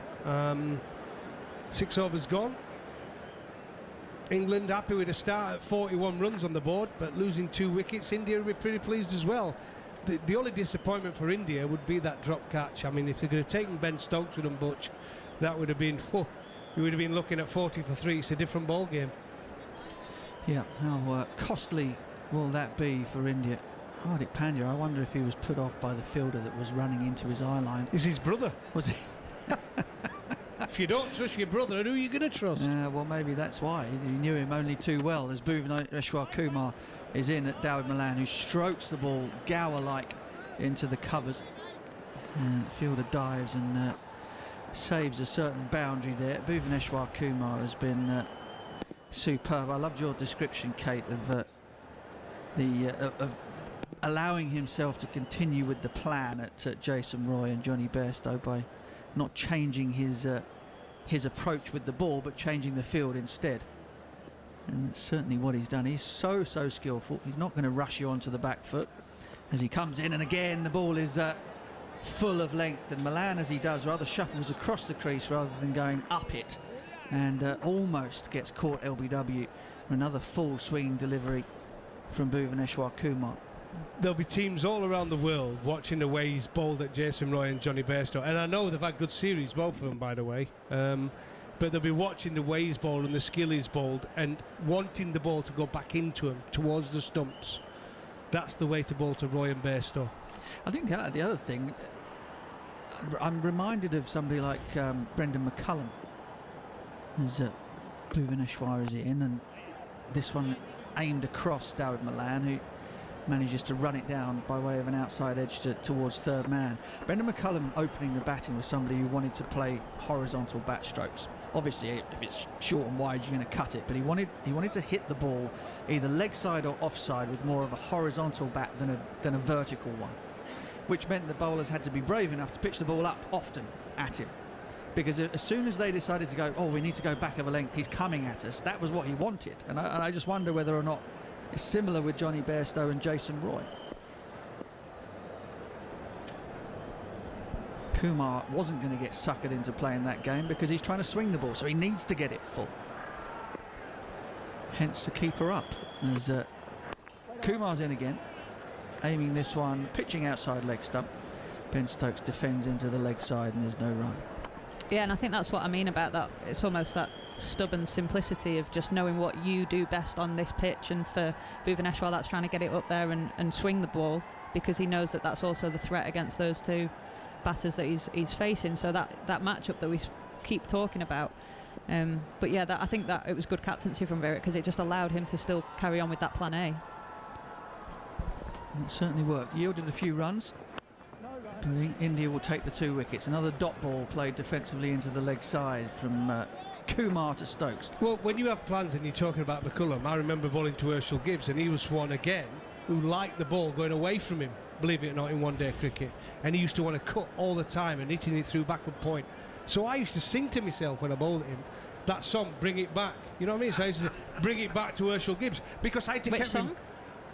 I'm not going to sing it. We'll get Bring it back. We've got the sing. Was it Moloko? Bring it back, bring it back, bring it back, bring it back to Herschel. Got the beat wrong there, but I used to sing to myself. I promise you, that's on his tune. Absolutely, every single time. You're not getting this anywhere else, folks, I guarantee it. As Bhuvaneshwar Kumar is in, and again back of a length and in at the body of Dawid Malan, nudges it into the leg side, and England steal a single, much to the disgust of Virat Kohli. Would I get through Butch on the voice?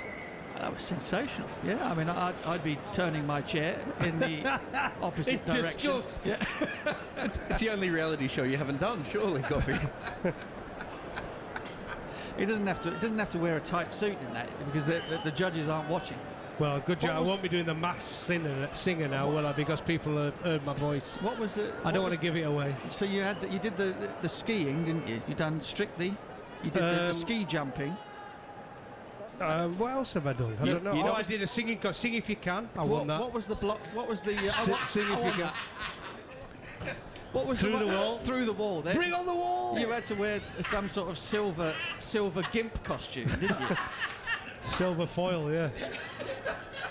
Looked like a stuffed chicken with an helmet on. Put it in the oven for 200.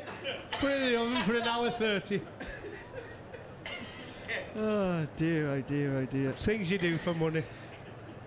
You just got to keep your dignity, Kate Cross. That's all I'll say.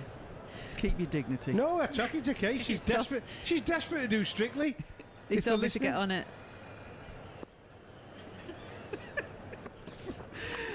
Hardik. Sorry, Prasid is back. Sorry, I'm completely lost now.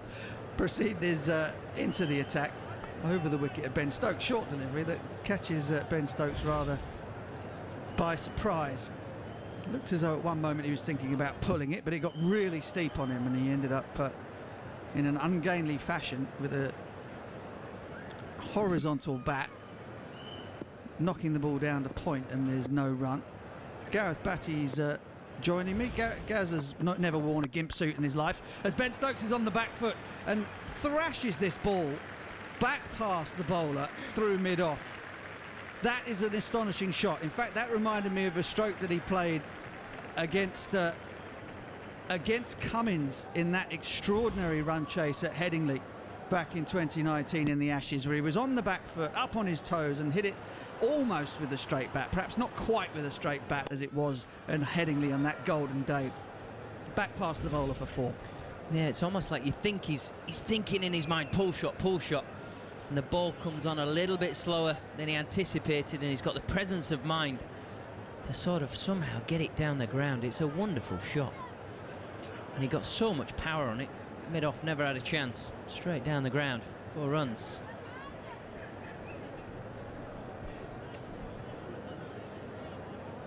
So 1 or 2 adjustments to the field being made.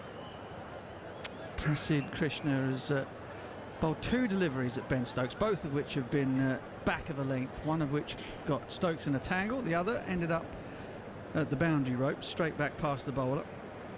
It seems to be some sort of issue with sight screens or advertising screens. It isn't the actual sight screen behind the bowler's arm. There are 2 at sort of long off and long on, which are shining bright white at the moment with an advertising logo in the middle. What? You mean like Darren Goff in his suit? They're not that big. We're only talking about sight screens. That issue has been resolved, and Krishna is in to Ben Stokes, who is again both feet off the ground, but this time hitting with a straight bat through cover and extra cover. Fielder half stops it and they come back for 2. Shikhar Dhawan with the dive, but it burst through his hands, such was the force with which it was hit. Yeah, putting his body on the line though, Shikhar Dhawan, diving on the square. For anybody that's been on these hard squares, it's like diving on concrete, getting his left knee jammed in the ground and taking one on the body for the team. Stopping 2, only 2 scored.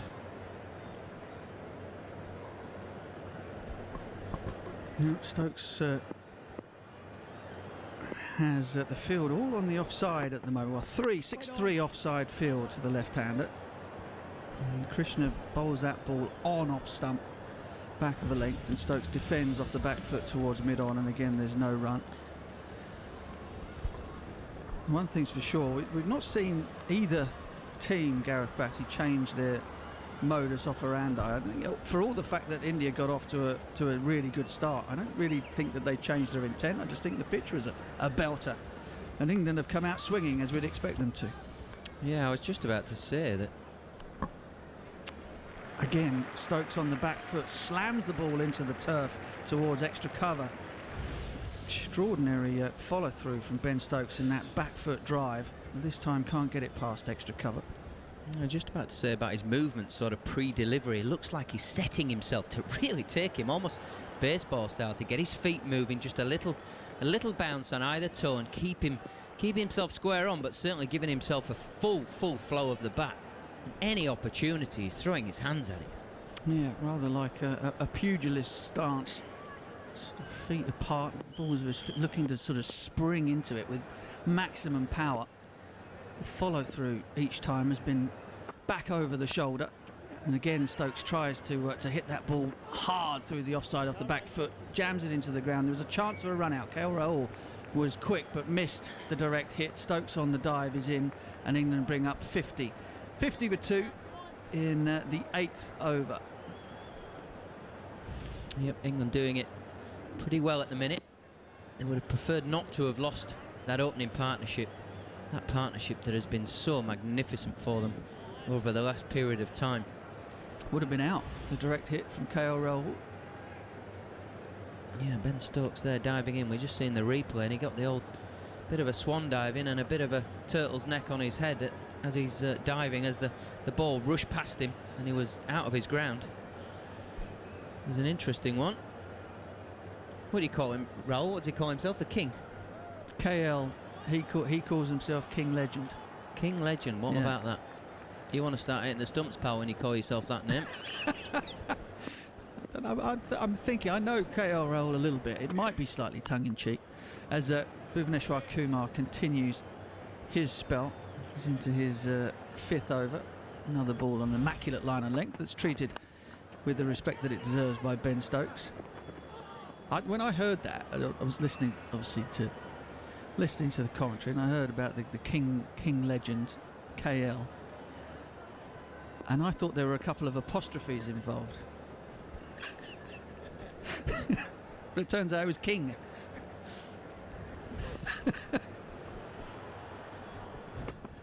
Kumar into Ben Stokes. Again, back of a length. Kumar has adjusted. He's found the white ball, albeit that there are 2 of them. This one is only in its 5th over. Has stopped swinging, so he's had to bring his length back a little bit. Rishabh Pant has gone back to stand back behind the stumps rather than being up, standing up. He really is the master of making this white ball talk, isn't he? He is so good. Stunning bowler. Swung it both ways today. Now he's able to pull his length back and hit the stickers hard of the bat. Stokes down the track this time and flat bats it at mid-off. Just losing his shape a little bit here, Ben Stokes. Talking about him kind of looking to be hyper-aggressive, but when you're as strong a man and time the ball as well as Ben Stokes does, you don't have to give it full beans every time you make contact. Just find the middle of the bat and it will disappear, sure enough. It does beg the question whether they've had a conversation and Stokes has said, I'll be the aggressor in this first bit of the power play. Again, terrific line and length from Kumar. Stokes can only poke it towards mid-wicket, and again there's no run. 4 dot balls in succession from Bhuvaneshwar Kumar. Rishabh Pant had a little, where did he go? He ran out to extra cover to have a word, to try and relay a message back to Bhuvaneshwar Kumar. No idea what the message was. Generally speaking, Rishabh Pant's not shy of allowing everybody to hear what it is that he's thinking, but on this occasion he's gone all coy on us.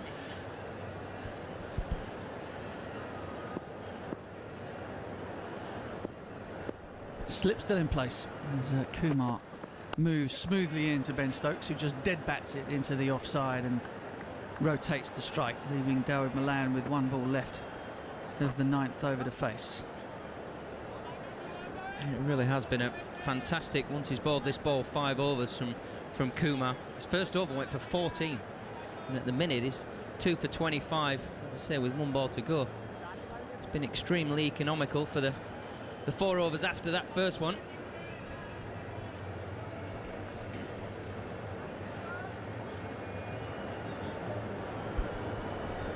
Sun is almost completely out of view now, from what I can tell. And the floodlights have taken over the Maharashtra Cricket Stadium. Kumar again just finds that ball swinging a little bit. Dawid Malan not as keen to get out of his crease as Ben Stokes. Defends it into the offside. It's the end of the 9th over. England are 51 for 2, chasing 330 in this, the 3rd one-day international. England's final act in India before they return for the World T20 post the English summer. A lot of the England players, of course, will be staying on to compete in the IPL. Stokes, Archer, Butler. We wish Jofra Archer well, by the way. We're hearing that he's having surgery on a hand injury that he incurred whilst doing some cooking, by the sounds of it. Cut himself with a knife that's needed an operation. Josh Butler, Liam Livingstone will all be at the Rajasthan Royals. Johnny Bairstow, Sunrisers Hyderabad. Chennai Super Kings will have Moeen Ali and Sam Curran. Chris Wokes might get a game this winter. Who knows? In goes Prasid, who has forced a hack, or a pull shot from Ben Stokes, and the ball has come off the top edge, flown over Stokes' head, over the keeper's head, and about 3 metres over the boundary for 6. Yeah, Ben Stokes, we just see the replay. He's almost saying his partner Milan, this nearly went right up my hooter. He's just got, oh, it's right at the top edge of the bat and gone almost straight up, almost all underneath his visor. Just managed to get it up and over that helmet, and it's flown off. It's absolutely flown off into the sight screen. Incredible that you get 6 for that. Unbelievable. Comes Proceed Krishna again, and this time Stokes more in control, dabs it down to third man for a single. I remember doing that. I hit very few sixes in my career in either red ball or white ball cricket, so I remember most of them. I remember it's very similar. Alan Mullally at the Oval back in the day when you could see your face in the pitches at the Oval. Went for a sort of back of a length ball, trying to pull it off the top of the stumps. And I can still remember feeling the ball fizz past my eyes, and it ended up back in the old pavilion near where the old dressing rooms used to be at the Oval before they were in the Bedser stand. So most of the sixes I hit were unintentional. And that was with one of the old bats that apparently you could hit the ball off the square with. Ben Stokes with one of the new ones, strokes it through extra cover. Sorry, Dawid Malan, in fact. Strokes it through extra cover for 4. Yeah, I think you used the analogy before, Butch. A bit of David Gower. Wow, there's a bit of David Gower about this shot. Stands up tall, crisp, minimal movement of his feet, but crisp movement for what there is, and lashes it through that extra cover area. Classy shot from Dawid Malan. Is this due making the ball just come on even more than it already was? Yeah, making a belting pitch even better. Krishna has gone for 18 from 9 deliveries at the moment as he steams in, trying to make something happen. Malan, as he does, allowing the ball to come alongside him and then dropping the bat on it, jabbing it out to a backward point. It flies one bounce to the man there, and there's no run. It really has been a day that's ebbed and flowed, bat v ball. You feel like the bowlers are on top, and then all of a sudden you see a shot like that from Milan, bang, and the bowlers are right back in your box. Right, don't get too carried away, it's a good surface still. Cool. We've seen some incredible shots.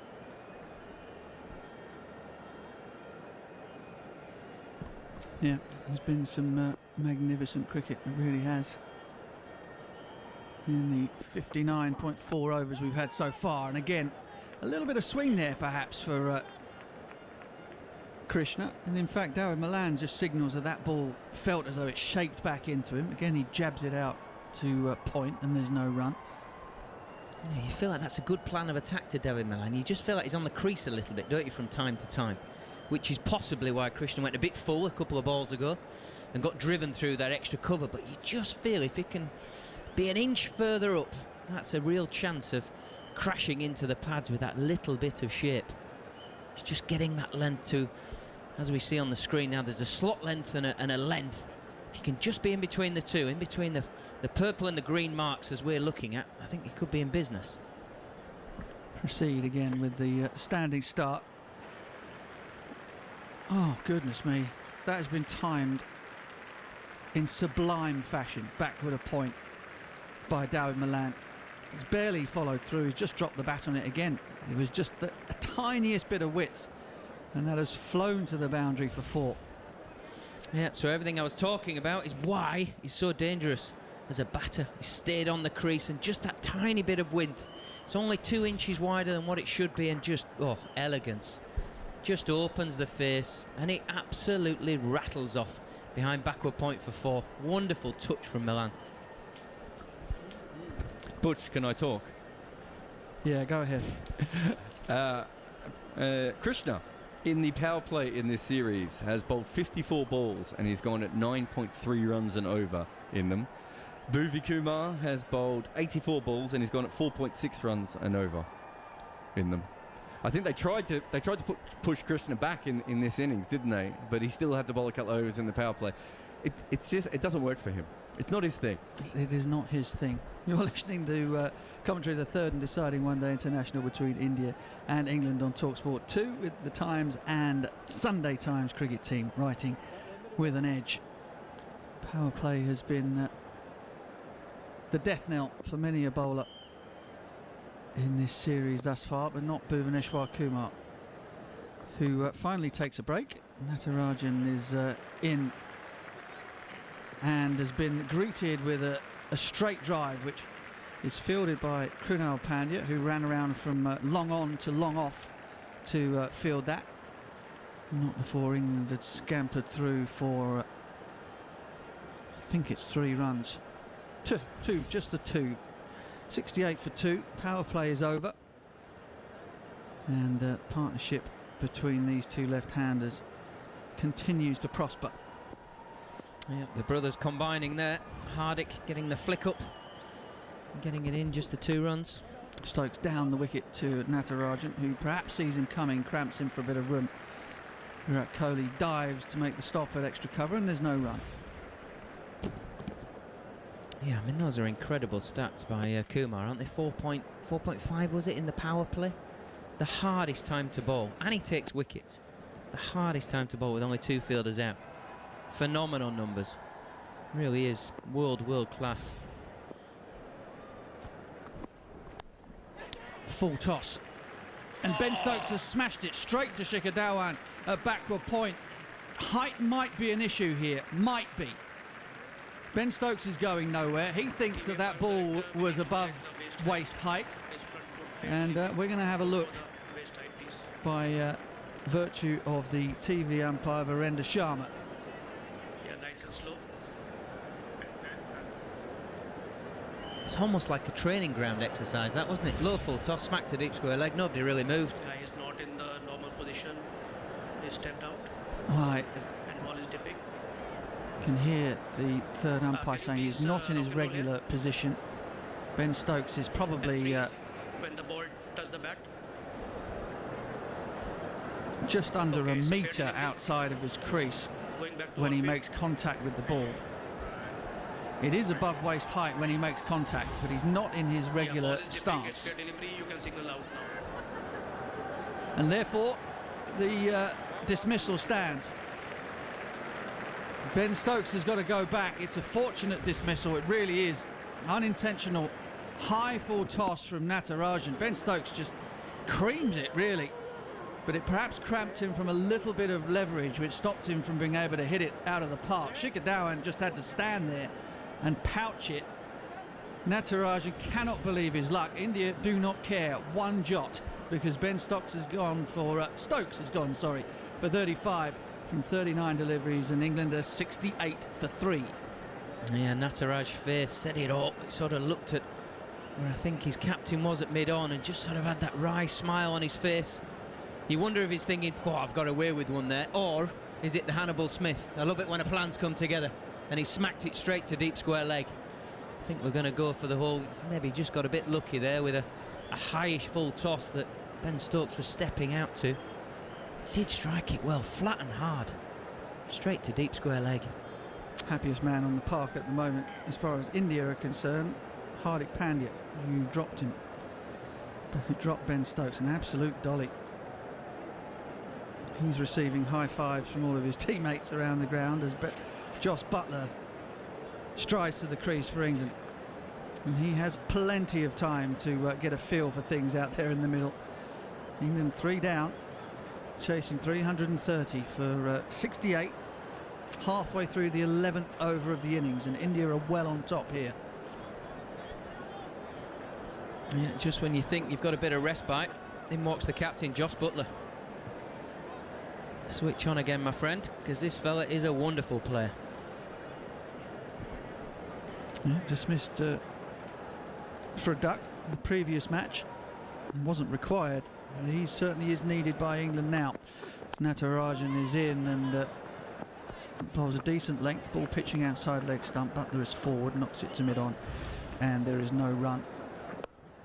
I wonder if Ben Stokes had stayed home, whether or not that ball would have still been above waist height when he made contact with it. Probably not, actually. Yeah, it was a long way out. Where he actually struck the ball was about the sort of 5 foot lines, wasn't it? So you've still got that and then the crease. So fair shout from the umpire. Slow ball from Natarajan, and Buttler reads it off the pitch and just allows the ball to hit the middle of the bat and drop into the point region, and there's no run. And he did identify that the ball was dropping as he struck it. Yes, he did. Yeah. Wow! Yeah. That's an incredible sight from the third umpire. The ball was dropping. Yeah. It would have been weird if it was going up. This is true.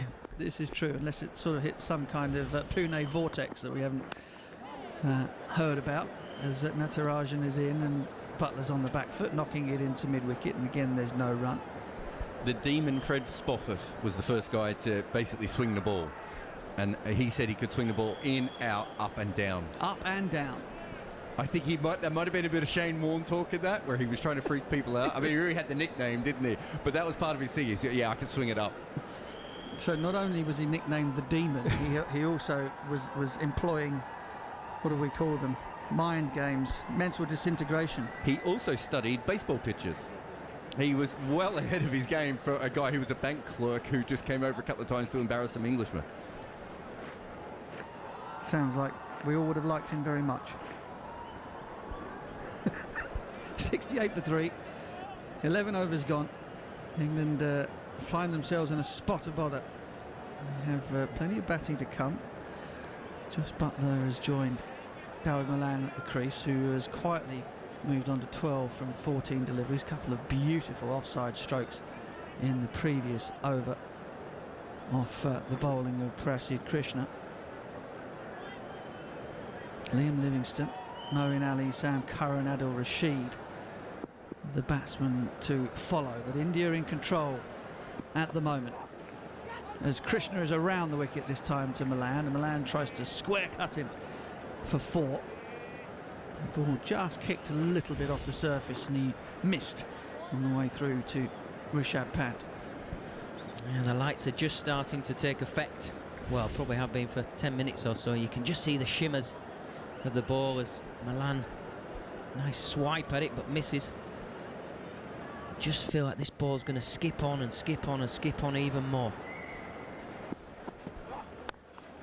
Through gully, it was aerial. There was a man diving away to his right. It wasn't timed perfectly by Dawid Malan, and there was certainly a chance there. But that one too finds the boundary, backward a point, and England move on to 72. Yeah, if you're going to go hard. Dawid Malan, minimal foot movement again, but throws his hands at it, gets a full swing of the blade, ends with the bat above his head. That flashing square drive went up and over backward point.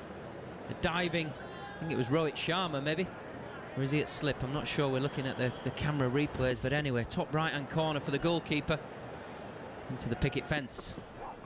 Short and wide again. Malan again on the cut shot, keeps it down this time.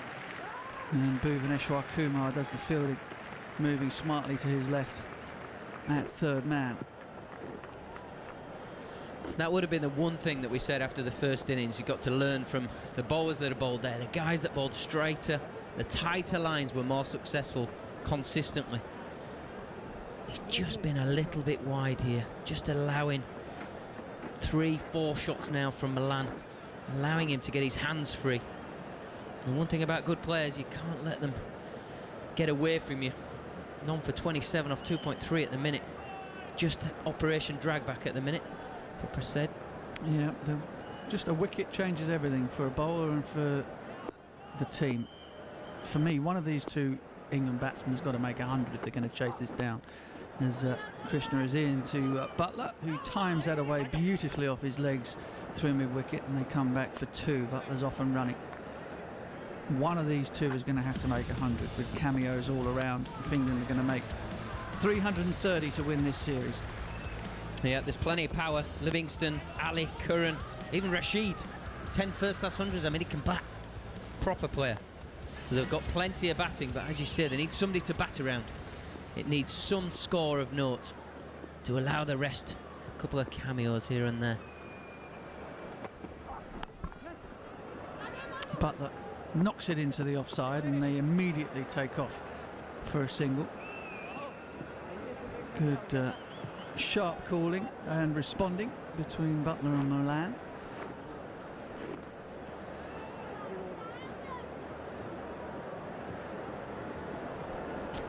Amazing, isn't it?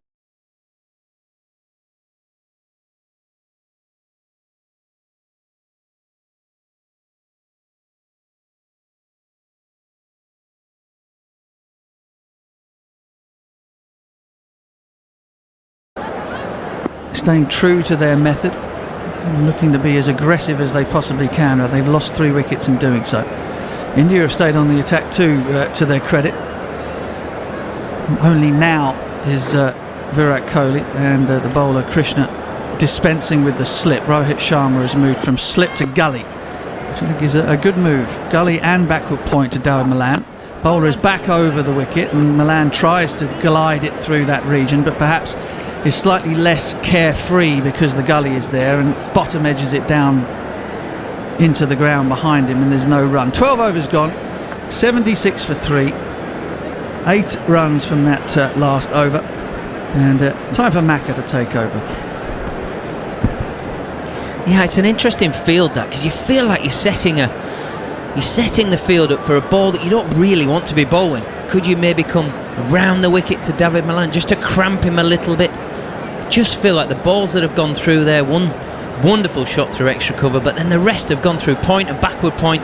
It's almost the width that's been unsure as to why it's been hit there. You feel like it's not just a Malan trait, it would be any left-hander's trait that you would get the ball through that region. So possibly just straighten the line up a little bit.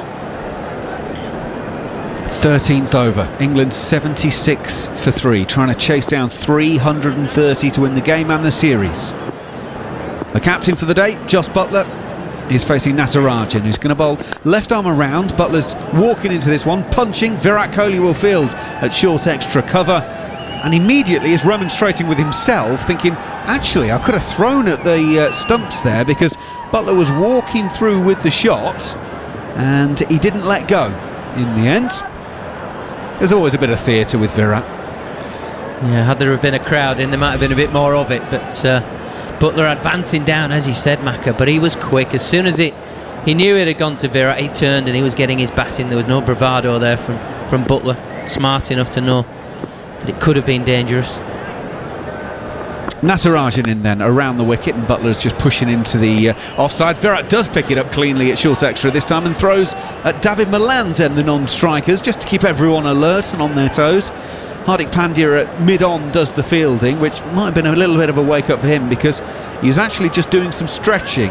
He was interviewed during the mid-innings break and did confirm he will bowl in this innings. And the significance of that is he didn't bowl a ball in the first or second one-day internationals. He bowled brilliantly in the T20 series.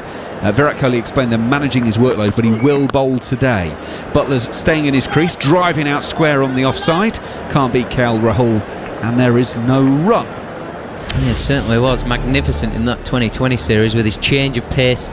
He'd had an amount of time out of the game, and he felt he was feeling his way into the series. So by game 2, end of game 2, coming into game 3, you felt like he just got a bit of touch with the bat, but also his bowling with his cutters, slower balls, short stuff. You felt like he just got his radar back.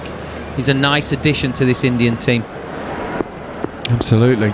He's stationed at mid-on at the moment. As Natarajan goes around the wicket, and that is a low full toss that Jos Buttler actually misses out on. That will go through to Rishabh Pant standing back, and there is no run. England 76 for 3.